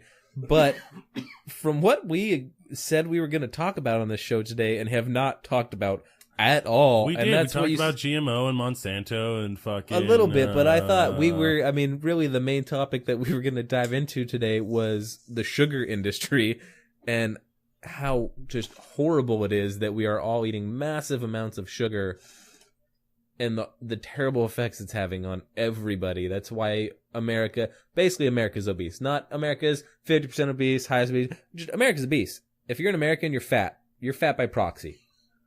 As a country, we're dying of diabetes and heart problems, and it's because we're fat and eat too much sugar. So stop eating so much goddamn sugar. Oh, but the sugar's so good. Which was going to lead into talking about you going on your diet. And the sugar. And the sugar. I gotta say though, I love after listening to that, I no longer want any sugar. You may have just saved some lives. Boom! At least 50 people or 50 downloads. If we get 50 people listening to that, at least 10 will never eat sugar again. So you're welcome. And that is our show. In a nutshell. But yeah, so I wanted to I'm more so I was waiting for you to finish doing what you're doing so you could tell me if the song's actually going to be relevant to anything we talked about or if it was just going to be like a... Nope.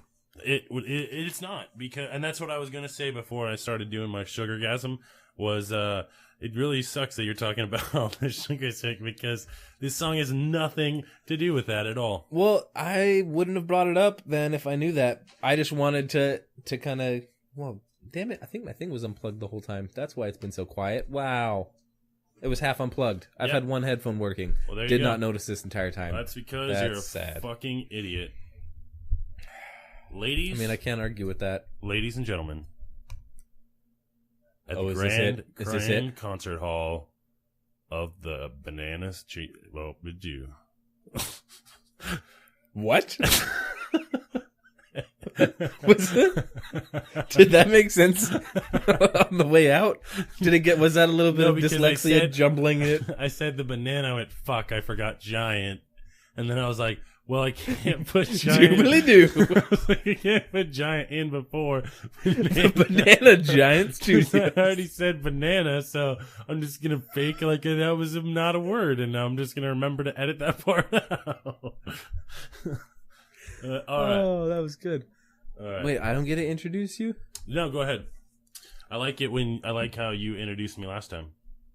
Sort of. Did I introduce you last time? Well, you I honestly you said, ladies and gentlemen, he's got a guitar, a man with a beard. It was that was actually one of the best parts about listening to the podcast again. Is I had forgotten that you played the guitar, so I'm driving down to the Bay Area early in the morning, and then this happens, and I started laughing my ass off. Do you know Dueling Banjos? No. I only know a tiny got my hopes up. Dude, it's been a long time, and so I can only remember that. I just was like, yesterday, I was sitting playing the guitar, and I was like trying to remember all the little tiny fucking guitar things I knew, and I couldn't remember any of them. All right, well, ladies and gentlemen. My hands weren't fast enough. Ladies and gentlemen, coming at you from Giant Banana Studios in association with Higher Education, the one, the only... No. Oh, fuck, dude. Are you ready? I'm not ready. It's too much pressure. I'm ready because I don't have to do anything but sit back and listen. It was a funny and organic before, but now... I don't think you should write anything, honestly. I think each week you should just pick up the guitar and start playing. Here's the thing. I didn't really write anything. I just figured out which 4 chords I was going to play the entire time and sort of what the beat was going to be like. But it has a lot of like, I've never actually played the same song twice when I was playing this. Like, I never sang the same lyrics twice because I just feel like it's a freestyle song. All right, well, here we go. Take it away. This is going to be bad. So if you like music, please stop listening now. And here we go. And a 1. And a 2. No, Where's my lighter? I'm just kidding. I'm not playing. That was all a joke, and we're not doing it. Haha. No, we're doing it. Here we go.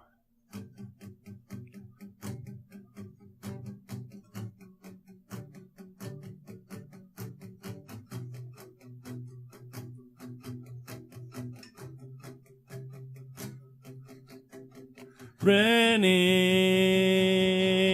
a white guy. China's renting a white guy. The wealthy fucking Chinese. They'll pay me to rent me.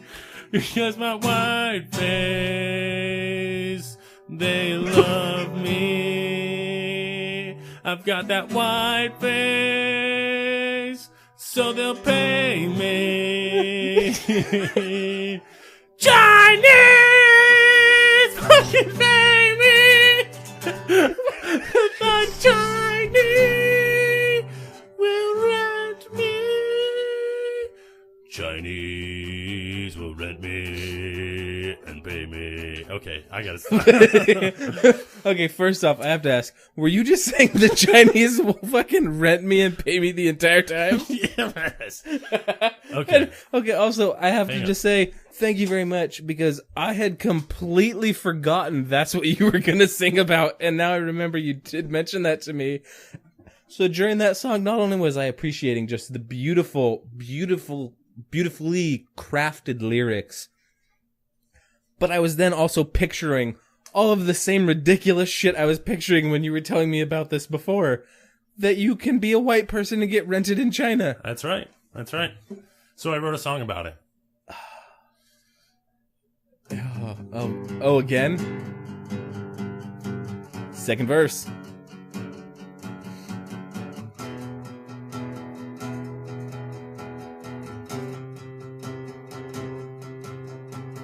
Doctors and lawyers, my white face, I'll pretend to me anything that they tell me, 'cause I've got white face and they'll pay me. Chinese. I'm off right here. Chinese. Just right there. Pay me with my white face. I am so sorry. Chinese, pay me. Please don't go away.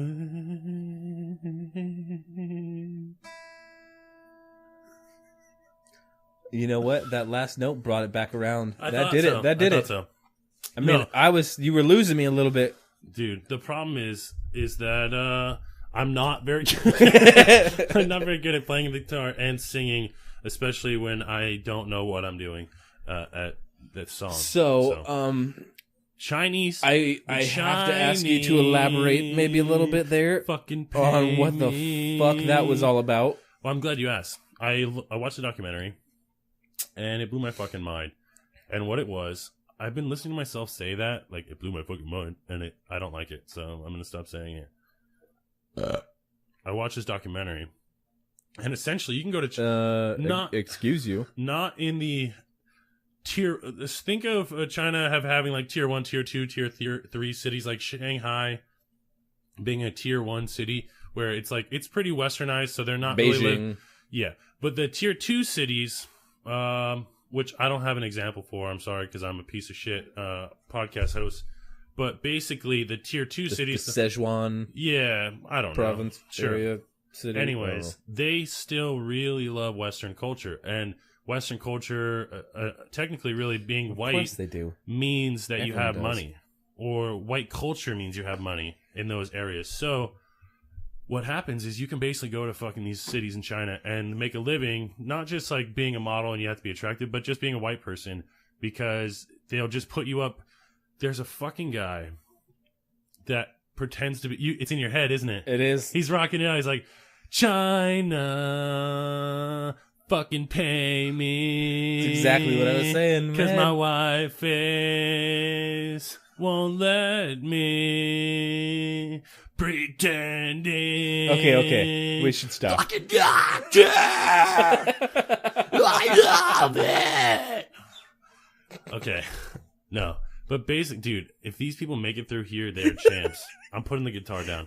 You know, the worst part is that Scream didn't sound that much worse than half the bands we listened to in high school. Well, that's because I'm talented.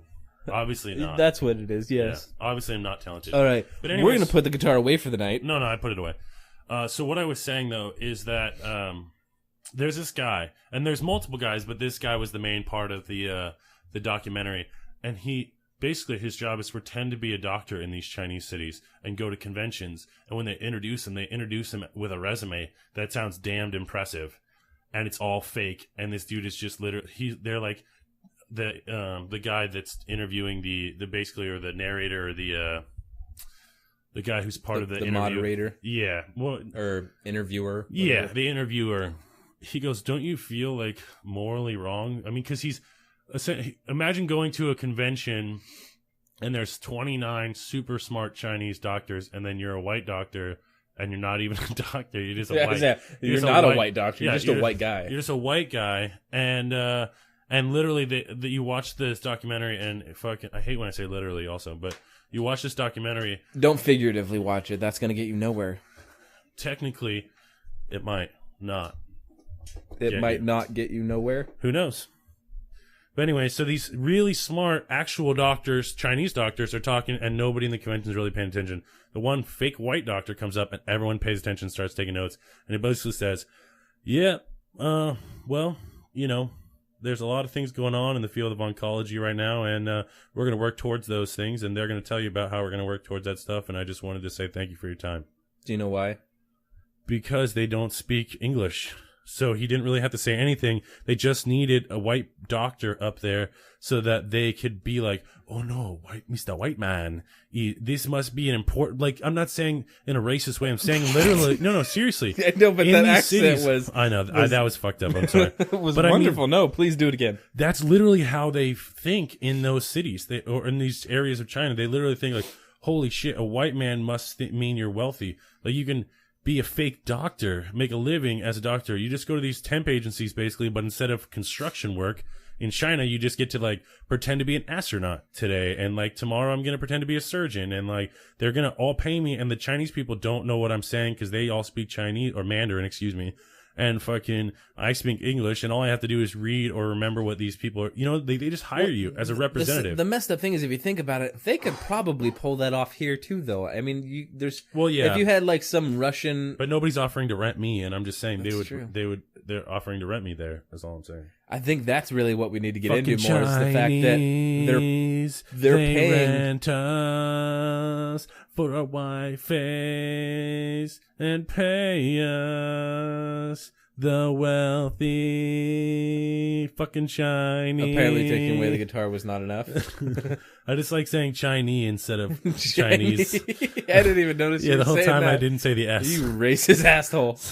I just think it sounds funnier. I'm not being racist. They really do rent white people, so that's true. I mean, that's racist? Kind of amazing. Wish that someone had told me about this. Why is this not something they tell you in high school? Hey, kids, you don't need to go to college. It's a new thing, obviously. Go be a white person in China for a couple years. Well, it sprouted Save up your money. It sprouted from after World War II. China sort of got cut off from the world. They sort of shut their doors, and fucking, then 30 years went by, and they opened them back up, basically, and they're like, oh shit, we're like really far behind other cultures. They were like still using horse and buggy, essentially. It's true. I mean, it makes sense why that Western would work. culture would be, obviously, but it doesn't matter because they're going to take us over in fucking 10 years. We're only trillions of dollars in debt to them. It's cool. Dude. All right, so we're going to talk about food this episode, right? And we did talk about GMO a little bit. We talked about Monsanto. We talked about some other stuff. What other stuff did you want to talk about? You want to talk about sugar, right? How it's killing us? Yeah. Definitely killing us. And we do nothing about it because we're all addicted to it. Especially myself. I have a terrible sweet tooth. I'm probably like 700 or 800 pounds on the inside.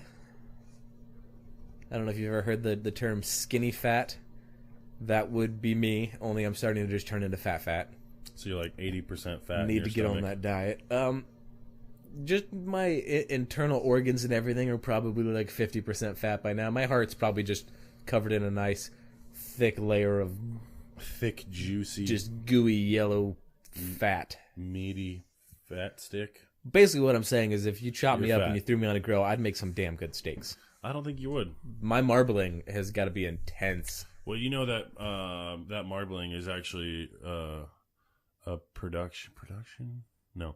That marbling in steaks actually comes from the fucking corn we shove into cows' mouths to fatten them up. And naturally, you wouldn't really get that much marbling. What about grass-fed beef? Grass-fed beef still has marbling. Not as much as... No, yeah, it's not as crazy as you see, like, the Walmart steaks. Yeah, because those are fattened up steaks. But that's why it's so delicious, because it tastes like fucking corn, and that's why that's why it tastes so good. Grass-fed beef tastes pretty damn good, too, though. I'm not saying it doesn't. I'm just saying that's why a lot of people like fat in traditional, yeah, it's a flavor enhancer. Yeah, exactly. Ugh. So you're fat, and you were saying that you want to get on a diet? You are also fat and just started a diet. I did. I mean, you just drank that Frappuccino thing. Does that count? No, it's the weekend. It's my Do you get a cheat weekend? Cheat weekend when I come home with my girlfriend and I get to see her, because there's no way I'm going to eat shitty all weekend and come home and be miserable. So do we...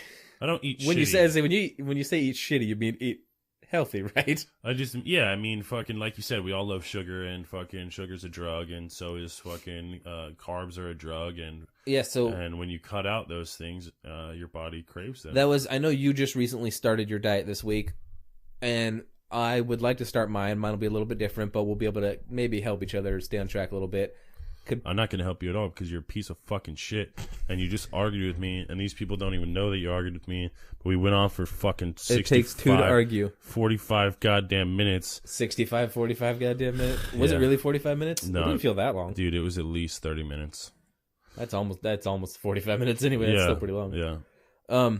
No, but what I was saying is what I want to try doing is starting Monday, and it's not going to be like some lifetime diet thing, but starting Monday, I'm going to try and go at least... Are all diets lifetime diets? Because you said that like fucking, it's not going to be some bullshit lifetime no, diet. It should be, because that's what a diet really means. Not a crash diet, not a thing. Your diet is what you sustain yourself with, what you eat. Lifestyle? Is that what you meant? Well, no, not. You kept saying lifetime. No, that's what I'm saying. Your diet for the rest of your life. That's what you eat is your diet. Your lifestyle is Is how that a real live. phrase? Lifetime? Oh, lifetime. What the fuck?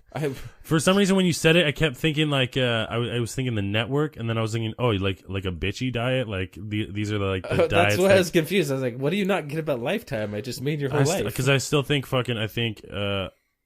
having a eating lifestyle is better than having My whole thing with that though is that when I think lifestyle, I think the activities you do, the way you live, all that. Yeah. All of that aside, cooking is involved in that.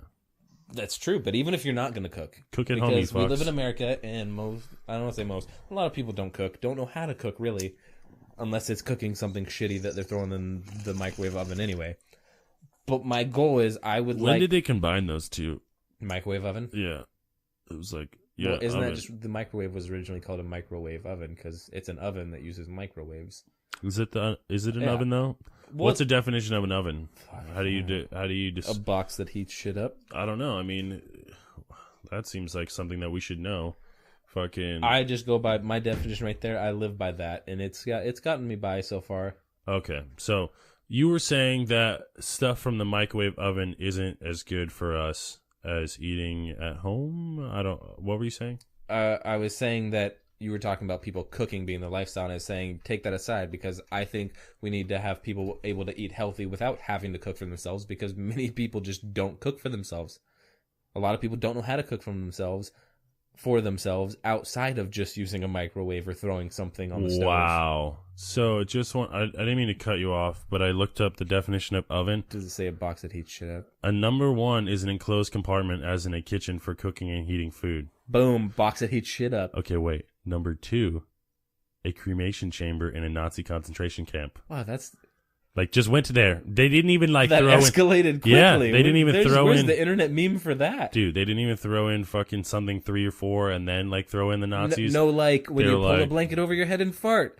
You know, see, Dutch oven. Boom. Just straight to the ovens that Nazis killed the Jews in. Dude, fucked up, man. I can't believe they did that. God damn you, definition of There should oven. be a picture right at the end of that of Hitler just blankly staring at you. Why? I feel like that would set the tone for the way that gets read. Okay, but what about in number 1? Would you need a box that cooks stuff by heat? You could just have a picture of an oven. Which kind of oven? A microwave oven? A toaster oven? Well, according to this, they're the same thing. Broiler oven? Convection oven? Read that definition again. Does it have to be in your kitchen? As in a kitchen range. It's just saying as an example. What happens if I put my microwave in the garage? Yep. Synonyms: kitchen, stove. Stove is, I guess, a synonym for oven, which is not true. Attached to an oven, I guess. Yeah, that's not always. You know what? No. What dictionary are you using? Googled. Yeah, Google fail. There you go. That was a Google fail. All right. So I love cooking. Did you know that? I did. I as well love cooking. I'm better at it than you. That's very debatable. Not debatable. We could argue it's for half an hour about proven. that. Easily Is proven. it? Yeah. How do we prove that? I will cook you something and you can cook the same thing and mine will be better than yours. Well, first off, you would then have to choose something that I already like, which kind of gives me an unfair advantage because I probably know how to cook it better already than if it's something I like. You think so? How about this new challenge?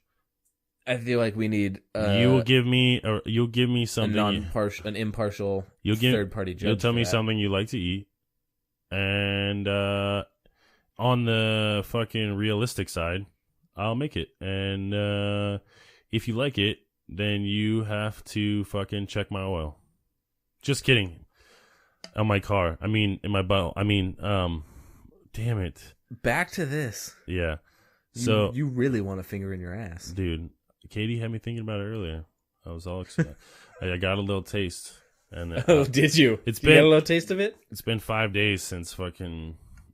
Since your last digital encounter. Since that last time I got my oil checked. Oh. No, but I will cook the shit out of anything you fucking ask me to cook. Is what I'm saying, and I'm better at cooking than you are. Yeah, I don't think so. There are probably dishes that you can handle better than I can, but overall, when it comes to creating, what does that mean? That I can handle better? Well, like obviously, fucking you, like you said, there's a dish that you've been making fucking over and over again, and if it's not one of my wheelhouse dishes or something in my wheelhouse, fucking style wise, then you probably make it better than me. But overall, I'm a better cook than you. If I make it better than you, isn't that how you would judge a better cook? No, because fucking that's like Bobby Flay's cook-off. Even if those dudes won the rib thing, you wouldn't say like, "Oh, that guy's better than Bobby Flay." You'd be like, "Oh, he has a better recipe for ribs than Bobby Flay did." In the 20 minutes that it took him. My point was that there's no real like impartial way for us to judge who's a better cook by cooking for each other. Yeah, there is. You eat my food and you're like, oh, yeah, but for sure I couldn't do this. You just admitted that if I cooked the same thing, that if I chose what we cooked and I cooked the same thing, that I'd probably cook it better because I already know we how to wouldn't cook it. the same thing. It's you admitting that you love my food, which is what you would do when you ate. And that would mean I'm a better cook because obviously your food's not going to be that good. But if we cook the same dish and we're not cooking the same dish. Stop thinking we're cooking the same dish. I swear that's what you said at the beginning. No. So I tell you, you cook it. Yes. But if it's something that I like eating, I'll have already cooked it for myself, and I'll know what mine tastes like too. And I'll be better than yours. But that's what you just said was that you wouldn't. In your head. Okay, we're not cooking the same dish, but you have an idea of what this dish is supposed to taste like from your prior experience. Exactly. Okay. And then I make it better. Yeah, but that's what got confusing was because you were like, obviously you might make it better because it's not in my wheelhouse. So that's what I'm saying. So what you're getting confused on is the Bobby Flay reference because in this case I'm Bobby Flay. Okay, so if I make your dish better than your dish, then I'm a better cook than you. Yeah, but if you make that, if you make a dish that's better than my dish, you're good at that dish. Does that make sense? Yeah, but that's what got confusing, because even in the Bobby Flay restaurant, you had him losing. In that example, because if he lost, I'm just saying, even if he lost, it's just you wouldn't say fucking, yeah, this guy who makes fucking ribs is a better cook than Bobby Flay. You would say fucking that guy makes better ribs than Bobby Flay did in 2 days, or whatever the time limit was. Yeah, but that's where it got confusing. But if Bobby Flay beat that guy, he'd be like, that guy is obviously a better cook. I also just want you to take a second to think about the fact that you're comparing yourself to Bobby Flay.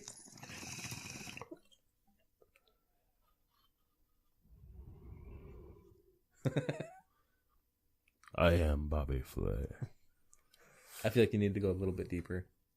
Flame on. Flame on? Yeah. Does he say that? No, that was Avengers thing. Or Fantastic Four thing. Sorry. Very obscure reference just thrown out of nowhere. Yeah, well. Air 5 for that one. Thanks, buddy. Air 5 back. I don't see. We got off track again. Don't remember what the hell we were talking about. I'm a better cook than you and what we were talking about. So what we were talking about was food, and we were talking about my diet, and what my diet consisted of this week was basically just a lot of garlic, a lot of spinach, a lot of brown rice, and protein, whether it be chicken, pork, or beef. And then I threw in some hard-boiled eggs. All things that are fairly good for you. Well, they're not processed.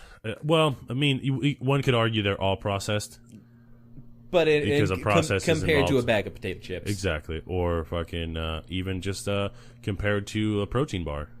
Which brings us all back to my very first topic we were talking about here with the GMO foods, and when I was listening to the what's a GMO?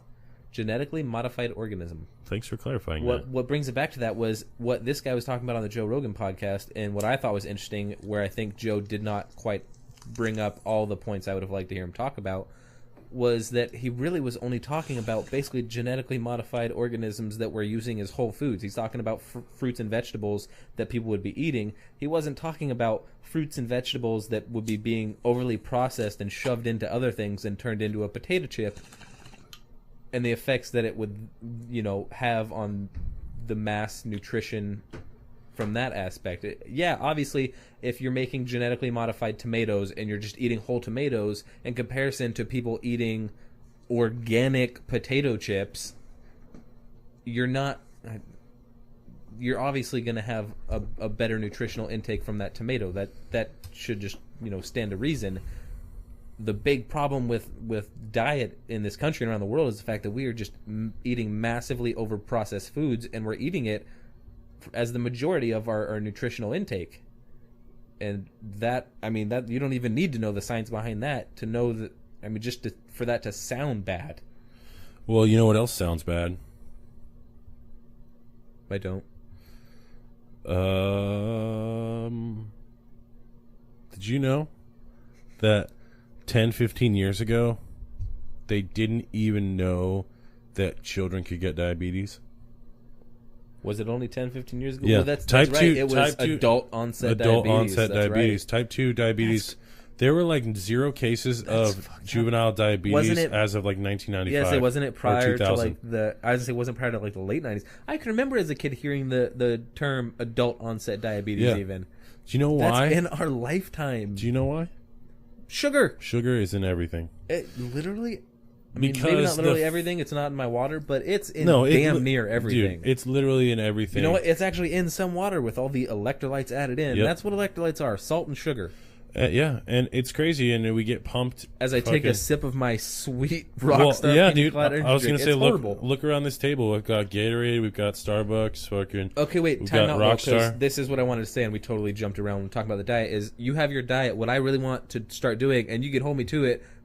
I'm not going to hold you to it. Hold me to it in the fact that you could take a picture of me if I'm cheating, because I know that you mean like the picture I have of you stuffing your face? Yes, I know that face? And the pictures that I have of you doing the same. I know that you Ladies would love and gentlemen, to post them as well. we're gonna we haven't decided if we want to embarrass each other enough yet, but I caught a picture of Josh laying in bed like a little girly girl with his chopsticks eating his fucking fatty fat food. Only girly girls lay in bed? With your pink iPad. And the blanket covers on you like it was fucking 92 or negative 92 degrees. As these people who have maybe listened to the last podcast should know, that it's usually around 10 degrees in our room that we share. Nope. Because of you. I think in the picture you can even see me like sitting in shorts. You know, it's like, okay. I think you can probably see the air conditioner and read that it says 64 on it, exactly. Which I also pointed out is still too cold. No.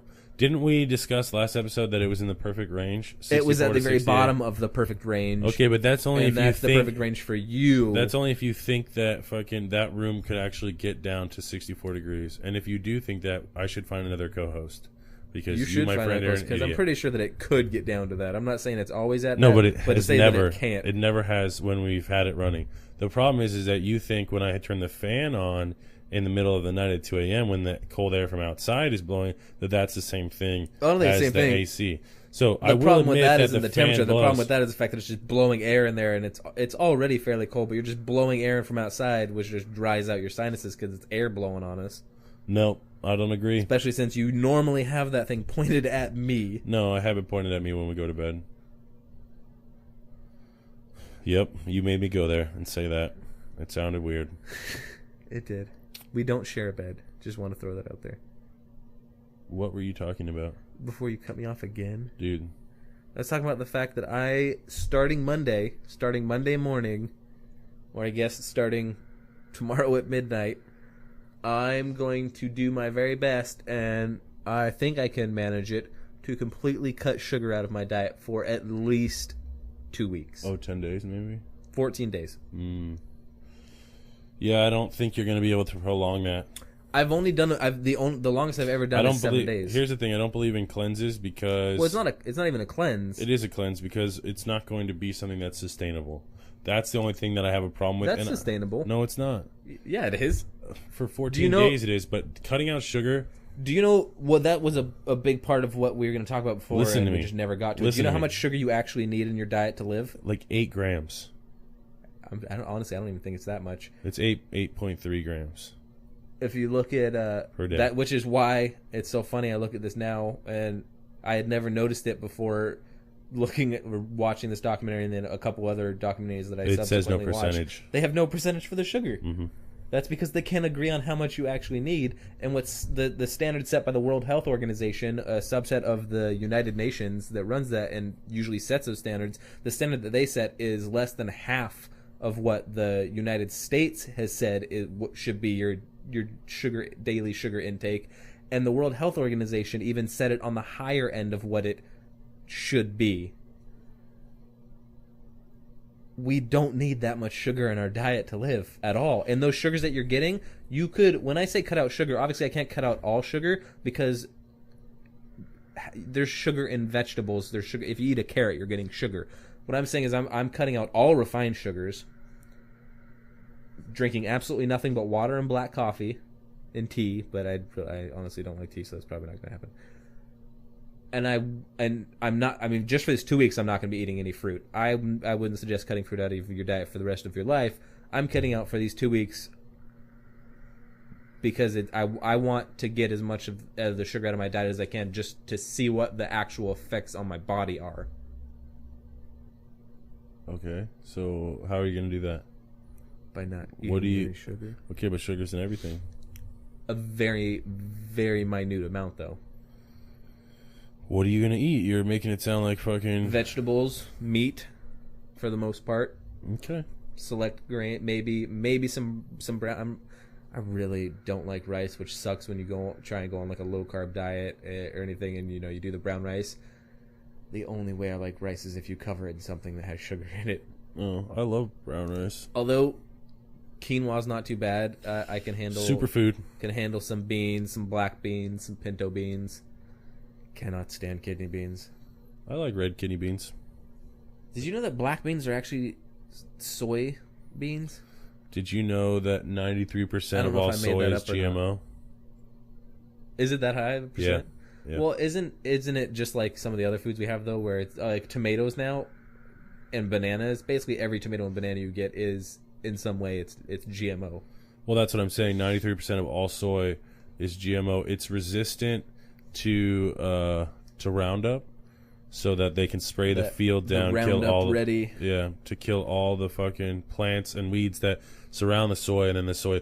But here's the thing that they're sort of talking about. This is way off topic, but you said soy.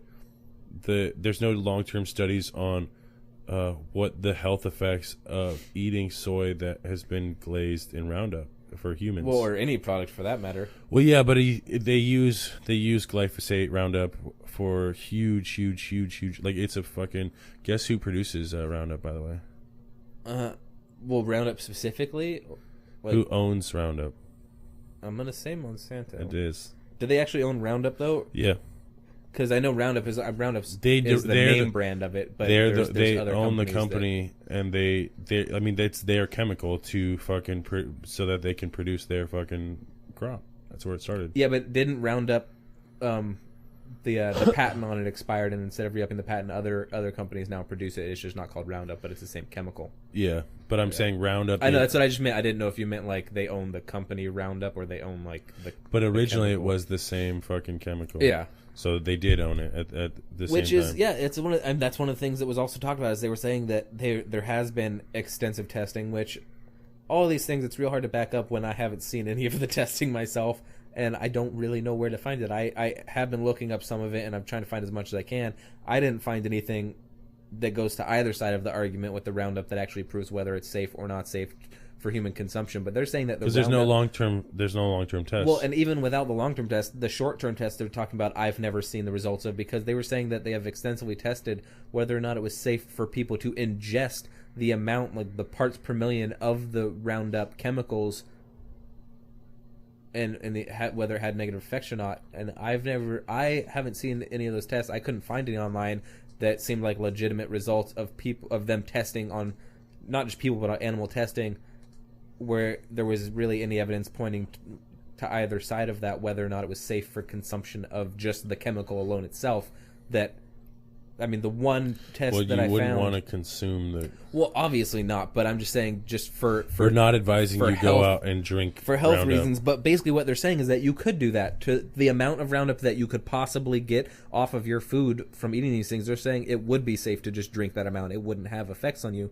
Which, just having them say that, yeah, but what it seemed like is in all the result, like the very limited research I found that they had done on it, it seemed like the amount of chemicals that they were saying could end up on your food was way lower than what realistically seemed like could be in your food that you could be ingesting, especially given the amount of food that we eat that is treated with Roundup. Yeah, not only that, but you're talking about continual consumption. So you're talking about that little bit that could have been in your food over every day forever. Which is where that long-term testing we just exactly. don't have. But the one big credit I want to give to the guy is his main argument was that, yeah, you're right, we don't have long-term testing on this. We as scientists, the agricultural scientist community, they do not know all of the facts on it because they are just drastically underfunded. So all of their funding is coming from these big companies. So even when they do have good science, it's already, it's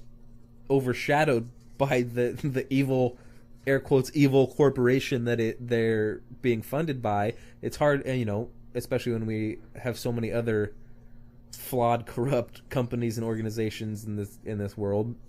It's hard to take that science seriously when you see that funding coming from there. But that's who will fund them. We don't have publicly funded science in this country anymore, which is a huge problem, and not just in the agricultural community, but in everything in this country. All the science that's being done it's privately funded. I mean, there is some public funding, but they were saying, even he in his field, being a fairly top researcher in his field, he was saying that his chances of actually getting a grant for funding is like 5 to 10% at best. Yeah, it's because people are fucking stupid and they think science doesn't matter. Yeah, and it's because this country has taken a giant step back from education. And I mean, honestly, I don't even know where that backward step led to a forward step. Maybe entertainment. We have a lot more entertainment now than we did, and a lot of money goes into there.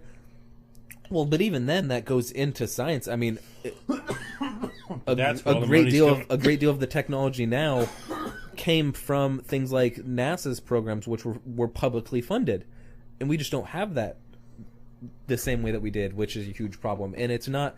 I mean, I can remember in high school, science was just like, not a big deal. When the hell am I going to use any of this in life? Oh, I didn't think that at all. I mean, I love science. I thought that about English. I loved science, so like, I got when am I it. gonna have I to thought write that it? about all my classes, if I'm being honest. There wasn't a whole lot in high school I can remember. Even now that I look back on it going, man, that was some useful shit I needed to know. Most of the things that I learned in life that have proven to be useful knowledge have come after high school and after the amount of college classes that I took.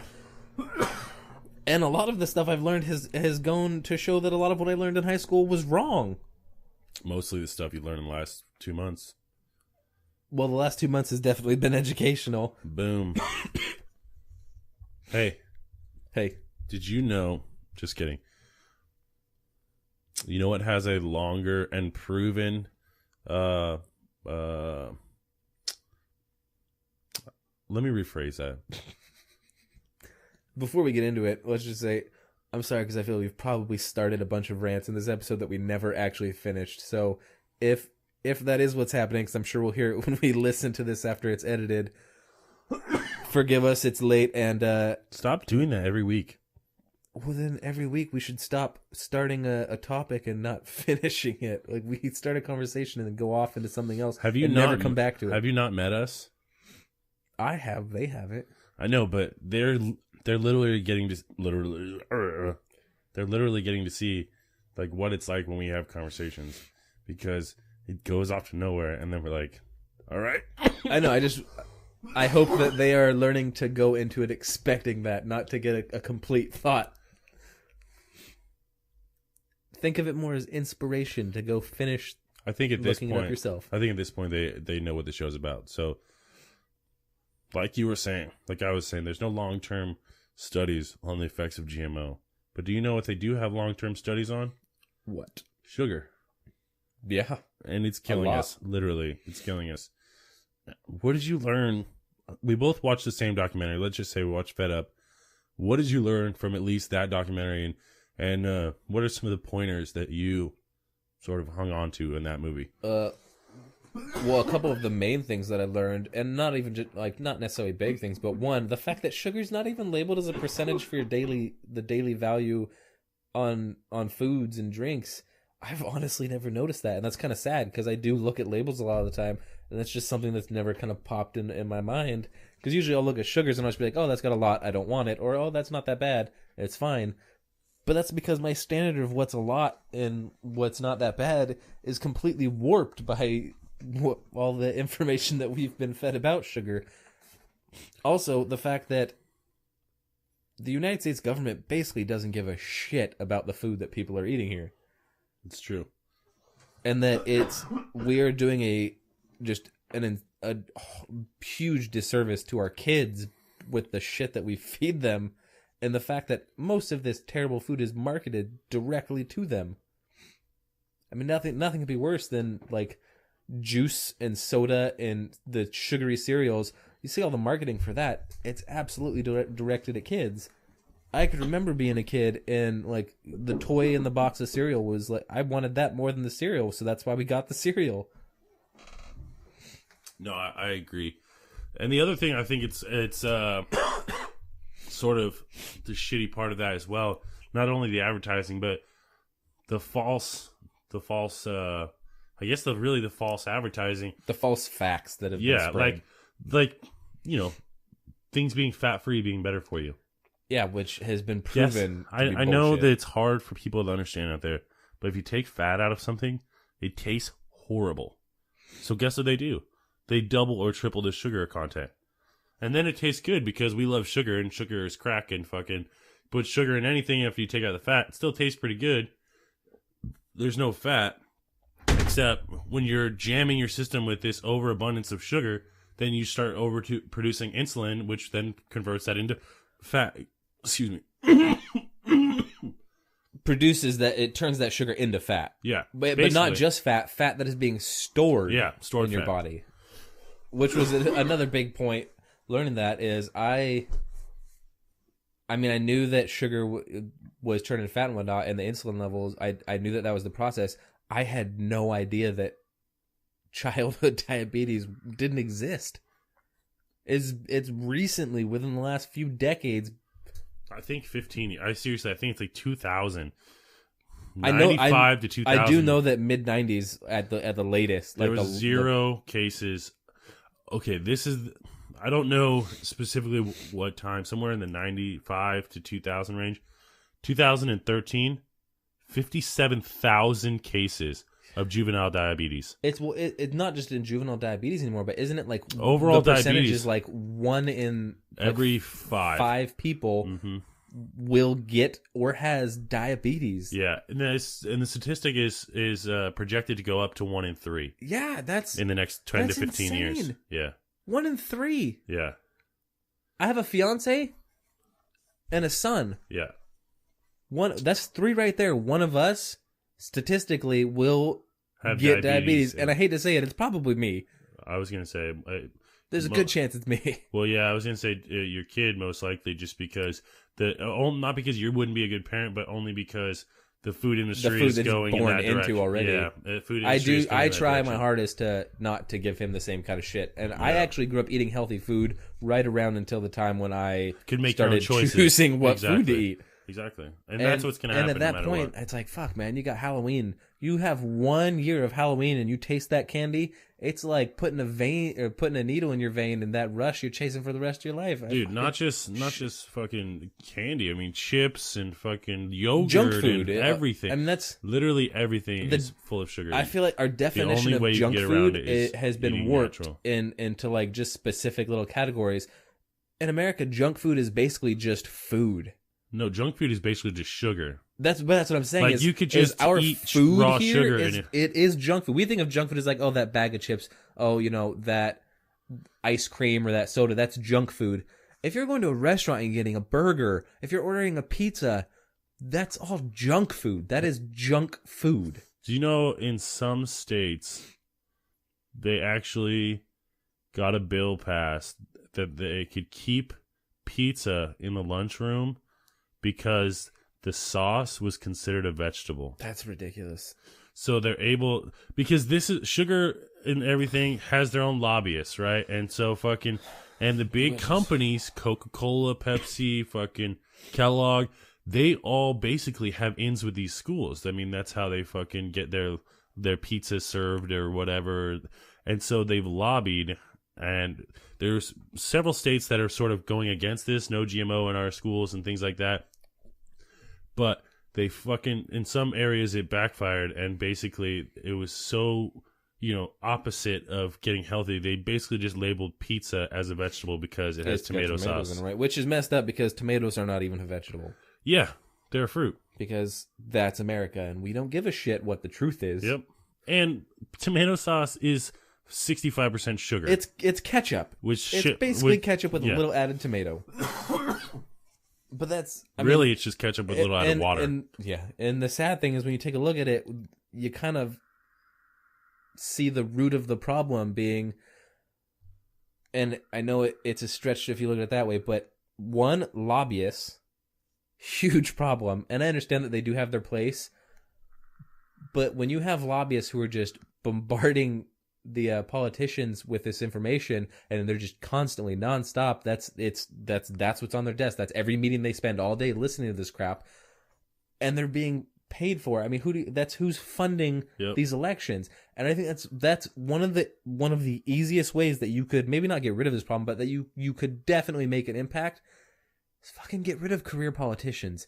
Every single position in government should have a term. Okay. Every single one. I mean, maybe not, No, I agree with you. I mean, even down to your local mayor, realistically.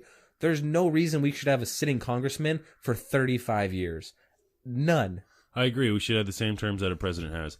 But I think still that wouldn't do anything. The main problem is, like I brought it up earlier, the public health organization is owned by Coca-Cola. Oh, absolutely. That is, but okay, so let me, for the listeners out there, let me say this again. The public health organization, which is just the United States Public Health Organization. There's a World Health Organization which disagrees with the Public Health Organization, which should tell you something right there. Oh, dude, there's a shit ton of other countries that have like banned fucking things that we eat every day. Yeah. There's like Mexico even. If Mexico is banning fucking Isn't processed Mexico foods like and the shit like second that fattest country from their behind schools. us, or like the third behind us? Yeah, and but the studies have shown that fucking there's 99 to 1 the amount of advertising to kids of Latin or Mexican or Spanish or whatever, however I'm supposed to say it to not offend Latin's people. probably right. Yeah, whatever. The point is, the studies have shown that they're advertising more to fucking Mexicans with their sugary syrup shit because fucking. And it's sad to say, but a lot of it is because it's they don't have the lower... information. Sort of, it's like it's not in part of their culture. Part of their culture is really like big is healthy, it's beautiful, it's fucking and so instead of like being big and healthy and beautiful the natural way, they're just getting like. People are getting pumped full of fucking Doritos. Yeah, there's a difference between being healthy, a healthy, thick girl with curves, and a 5'2", 300-pound woman. Yeah, who fucking... Or, even worse, a 250-pound 11-year-old. Yeah, or a 400-pound 15-year-old. It's sad. Yeah. And the other thing I want to say I was a fat kid, and I'm still a fat kid, so I'm not trying to look down on these people. Like, I just wanted to say that real quick because the information is just not. Yeah, it's not. It's just crazy, man. It's just fucking weird. I don't see any reason that we do not have a health and nutrition class in high school. We do. It just doesn't. No, but I mean a real one. Like we have PE and whatnot, we have like. But the thing is they didn't know when they were teaching us because fucking it. Like we're so lucky to be in the age that we're in. Information spreads so quickly. Dude, and you have to fastly. remember exactly when we were back in high school. There fucking really wasn't. I mean, fuck, dude. When we were kids, I had to. When we were kids, fat was still the enemy. That was the big thing. You had to like fucking still. You had to do dial up. Okay, in our generation, so. You have to remember that we are so lucky that we get to have this information. That's why fucking we didn't know because nobody knew. It was like in the textbooks this is how the food pyramid is. Now we realize that fucking that's not right. Got some shit that shouldn't even be eaten. You don't need to be eating grains. You need to have the appropriate amount of fats and oils. You need to have fucking bread should not be your largest source of nutrition. You need to have meat and fats and oils. Basically, turn the pyramid upside down. Yeah, essentially that's all you should do. And kick sugar out of the pyramid altogether. Well, just processed sugar. Yeah, I was gonna say the refined. You sugars. Fucking get your sugar from your fruits, exactly. And like that's one of the things that has been brought up so many times is it's not bad to have sugar. It's bad when you're just sucking down pure sugar. When you have juice, people think like, oh, it's 100% organic juice. It's just pure juice. It's not from concentrate. You get a nice big glass of orange juice.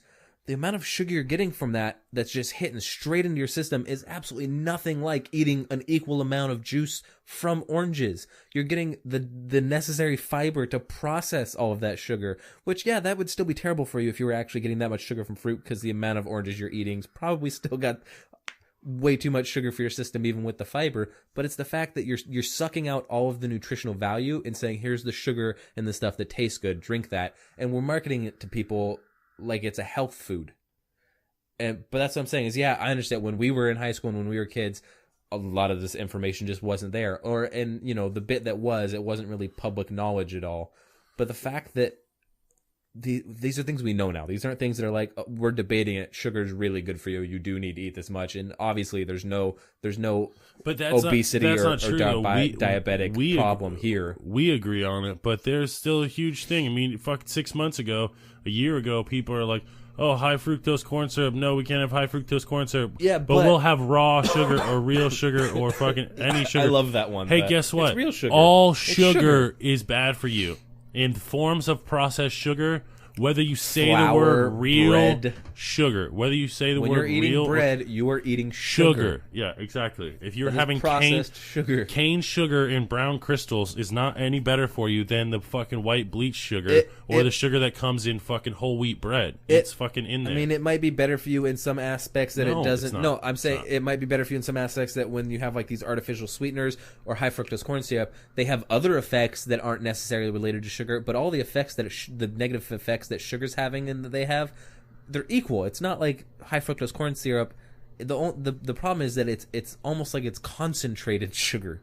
So the amount that they're putting in, because it's cost effective.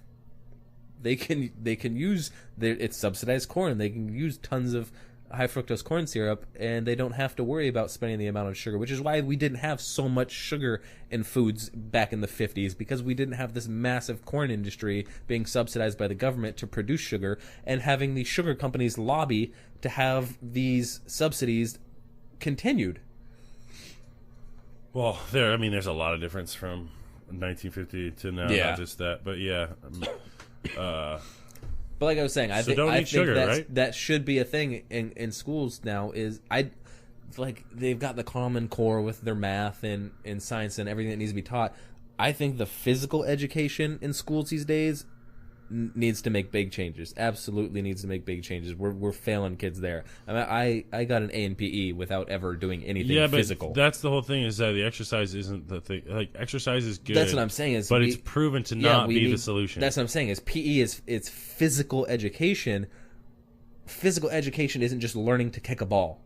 It's learning about. It should be almost like a secondary human anatomy and like biology class. There should be some sort of actual education in it, other than it's not a recess. That's the problem. PE has turned into recess. I don't know. I could. Yes and no, but I don't think it relies on ours. I think time has proven we can't rely on our fucking schools to do any of that stuff. It really starts in the home, and it starts with fucking. Here we go. If you're listening to this podcast, you've just been fucking educated. You're a little bit smarter. You realize that. It's not fucking.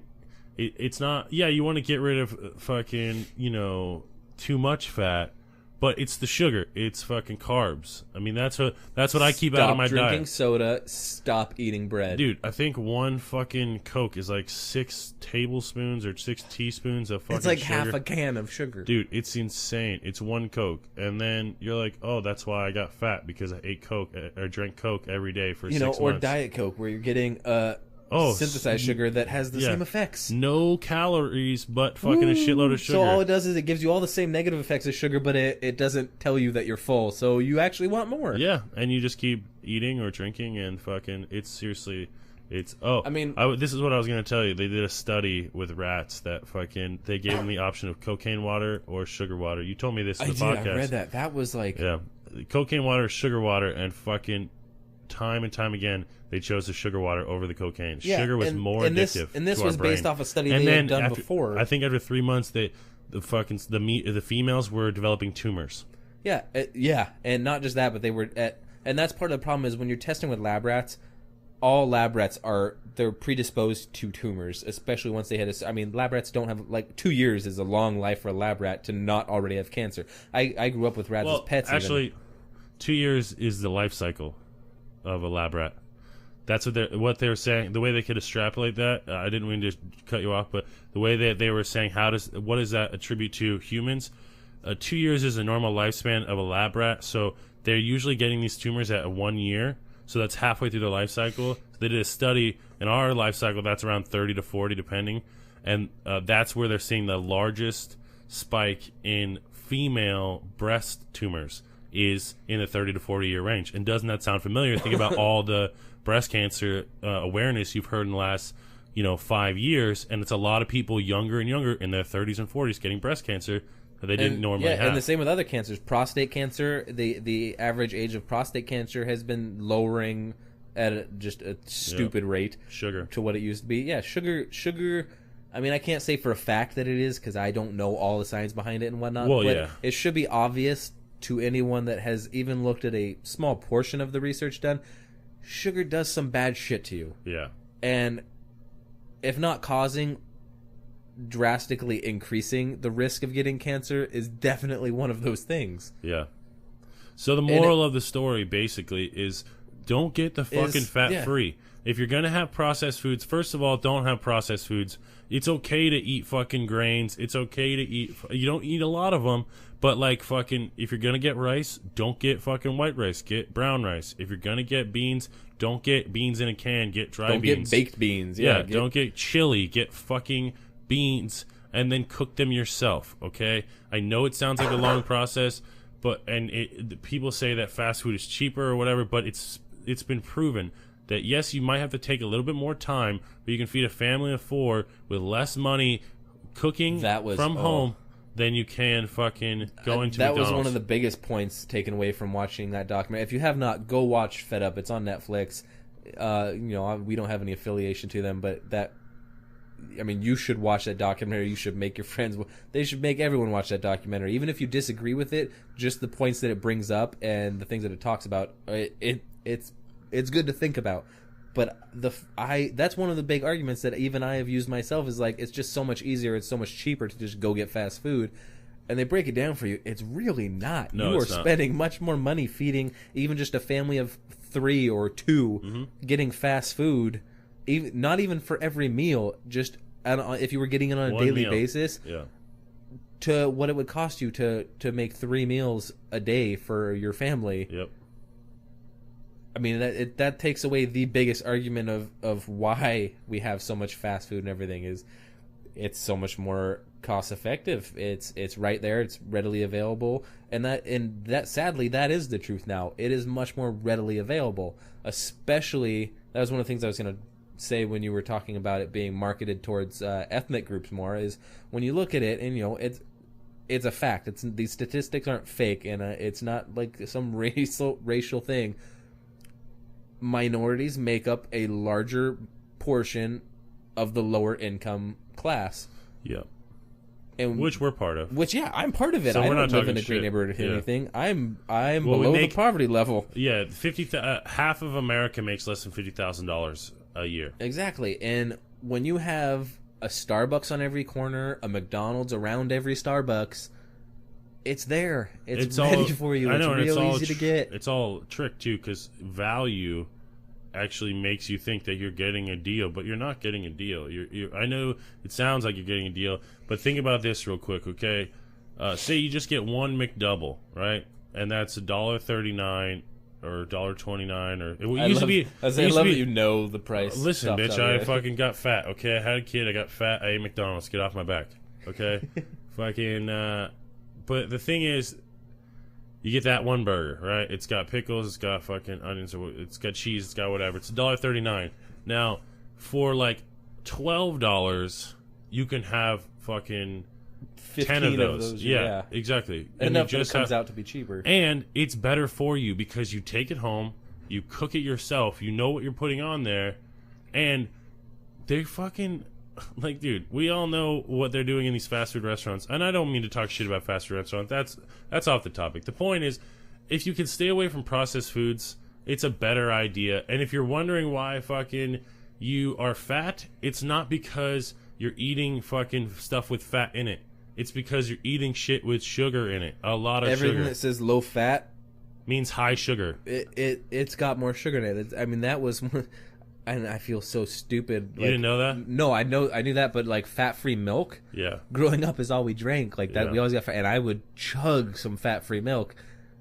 And it was always like, it tastes a little more watered down. It's got, there's less fat in it. It's got to be better for you. You don't drink it and go, man, this tastes sweet. It's got to have sugar in it. Yep. And I don't know that I've ever looked at a milk label, because in my head it's like, it's milk. What the fuck else would be in it? No, they put a shit ton of sugar in fat-free milk. Yeah. Which is why drinking fat-free milk or whole milk, you're probably much better off drinking whole milk, even if you're trying to lose weight. Oh yeah, for sure. 100%. Fat is good for you. It's not. Don't go eat fat, lard or whatever. But like, fats and oils are fucking good for you. They are good for your heart. They are good for your body. That's what when we were hunters and gatherers, that's what we lived on. We lived on meat. We lived on fats. We lived on oils. That's how we our lived reward on system's set up. We lived on vegetables. We lived on greens. I don't really like vegetables, but I know that there are a couple of vegetables that I can eat that give me everything I need, and those are the ones that I choose to eat. And here we are, fucking. Yeah, and that's what day people 5 seem to fail to day remember 6. is that we come from our ancestors who did not have a McDonald's around every corner. No, that's not true. They had McDonald's. The aliens brought them. Oh, well, they wouldn't have been called McDonald's then. They probably had a Ronald much better McDonald brand. is the leader. Although, of yeah, another- if you look at all the characters from the McDonald's, you Grimace and everybody, there's some aliens. Yeah. What the fuck is Grimace? Is A that the chick- burger one? Grimace? No, Grimace is the giant purple thing. That, Oh, yeah. It, I'm thinking of the it looks like Hamburglar. a chicken nugget that got left Okay. out for too long. Okay, but the Hamburglar is a giant hamburger head, and his mouth is like the The Hamburglar is a kid, like wearing. Oh a yeah, what am bandit I mask. thinking of? Who's that fucking? I don't even know if that was a character or just like one of the play structures they had, because for some reason I can picture there being like a giant burger. Yeah, I feel like there was like a burger thing. Who cares? Fucking listen. We were making a stupid point anyways about aliens. Listen, But Higher Education, episode 7. Oh shit, we're at episode 7. 7. Woo. What we basically not brought to you by sugar. Yeah, not brought to you by sugar. And what we learned really is fucking. You gotta stay away from GMOs, but you can't because they're in everything. See, you gotta stay away from sugar. I don't think you have to stay away from GMOs. I'm just saying I mean, fucking. If only for the fact that in the food industry, staying away from GMOs. It's hard to trust anybody. Well, when you could fucking stop getting Monsanto and these other fucking big corporations richer, because then fucking. All I'm saying is we talked about it in the podcast, and it's scientifically proven that in the long run, organic produces the same equivalent as GMO, and if everyone's really freaking out about it, then it's a possibility, right? That is true. That is true. Okay.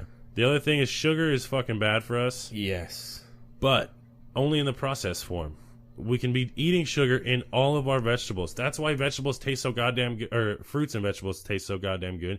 Is because they are packed with natural fucking sugar. And the fiber in those vegetables and in those fruits allow us to process that sugar correctly instead of just fucking hijacking our system and storing it as fat.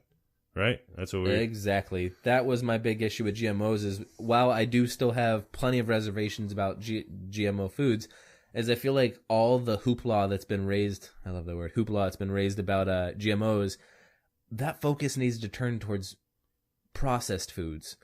The big issue. It's like people are focusing on this part of the food industry and going, look, GMO foods are bad because of this and this and this, when if they just look a little bit further to the left at the big fucking glaring issue staring them in the face, the massive industry that is, it's basically completely run on how much shit we eat that's refined sugars and processed foods. If we didn't eat processed foods at the rate we do now, these companies would be going bankrupt. They have a very real stake in keeping us on these foods. And that's where so much of the distrust from the food industry and things like the FDA come from, is because we know that shit's bad, and they're still coming up with studies trying to tell us that it's not that bad. And they're still allowing it to be marketed to kids and to be put in damn near everything that gets sold in the supermarket. So how are we going to trust them when it comes to the GMO debate, when it's these same people that we know are lying to us about other things? And there you go. And that's our show. So fuck sugar. So we learned go fuck sugar, go fuck some other shit we said in the beginning of the show. www.gofuckyourself.us. I remember that. That was right. The fuck the .us. Yeah. What's next week's episode going to be? Oh, wait. It's my fucking turn. Guess what? What should we talk about? Pirates. Pirates? Yeah. Like all pirates? Or fucking pirates. You want to learn about pirates next week, kids? Because we're learning about pirates next week. You know what? I do actually want to learn about pirates. Sweet. We're learning about pirates. It just came up with it. We're doing it. Episode 8. Pirates, pirate history, pirate stories, pirate I just want to fucking specify, whatever. real pirates, right? You're not going to go on like a butt pirate rampage where you're talking about getting a thumb in your ass like you did in this episode, right? Checking the oil, bro. Checking the oil. All right. No, but next week is going to be pirates. We are going to put on the Twitter page everything that was in this episode. So check it out at RealHighEDU. Most importantly, though, go to our website, educatedhigh.com. You can go to the iTunes link straight from there. Go to our iTunes page, click subscribe, click review, give a rating. Fucking that shit would help us out. What for sure. you think? Yeah, we want to know. Good or bad, we have gotten very, very little input about the show. And I'm not saying we have a ton of listeners, but there's been enough downloads now that you would think a handful of people might have said something. So please, if you want him to stop saying that every fucking episode... And I'm going to keep saying it till you do it. Please. I'm tired of it, but he won't stop doing it until you write in. So please start writing in at RealHighEDU on Twitter. Check out fucking our website. You can leave comments on our website. Just, come on, guys. Hook us up. Let us know you're out there. We want our job to be easier. And if you guys fucking start suggesting things then we won't have to do anything. And if you start responding to us, then we'll just read your tweets on the podcast, and then that'll be even less work for us. So start being more interactive so we can do less work, and you guys can spend all your days thinking about what you're going to ask us like we're famous people. That's right. And my goal for the next episode... Oh, by the way, I just want to point out, you did not go floating, so you're not getting your goal from last week. Yeah, I did actually call, though, and Boom. There was no available times to go for... They did have plenty of available times. There was none that worked out for my schedule for when I was supposed to go, because... We're looking at houses right now, and it overlapped on appointment times. Check out episode 6 when he said he's just gonna walk in, and I said you're an I asshole. said he's gonna walk in. I said I would call. No, you didn't. Listen to the episode. I'll listen to it. You said you're just gonna walk in. I'm pretty sure I said I would call. And then you said fucking. And then I was like, but there's also one in Sacramento. There's multiple, so it's all good. And here we are, we're about to end this episode, and you didn't go floating, so go fuck yourself. Still, my name is Josh. Half of my other goal was met with an Australian download, so my goal for next week, I don't remember you saying that episode, will you go back and listen?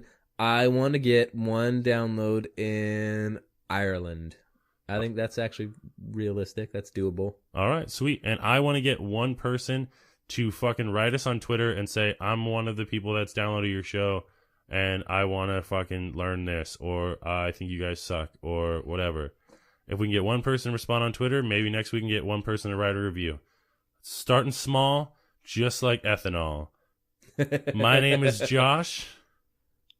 And I'm also Josh. Still slow, but we're working on it. It's okay. For higher education, what I learned this week was don't eat processed food. I don't know about GMOs. Sugar causes cancer. And fucking... white people can get rented in China. Boom. We're out of here. Peace. Leave it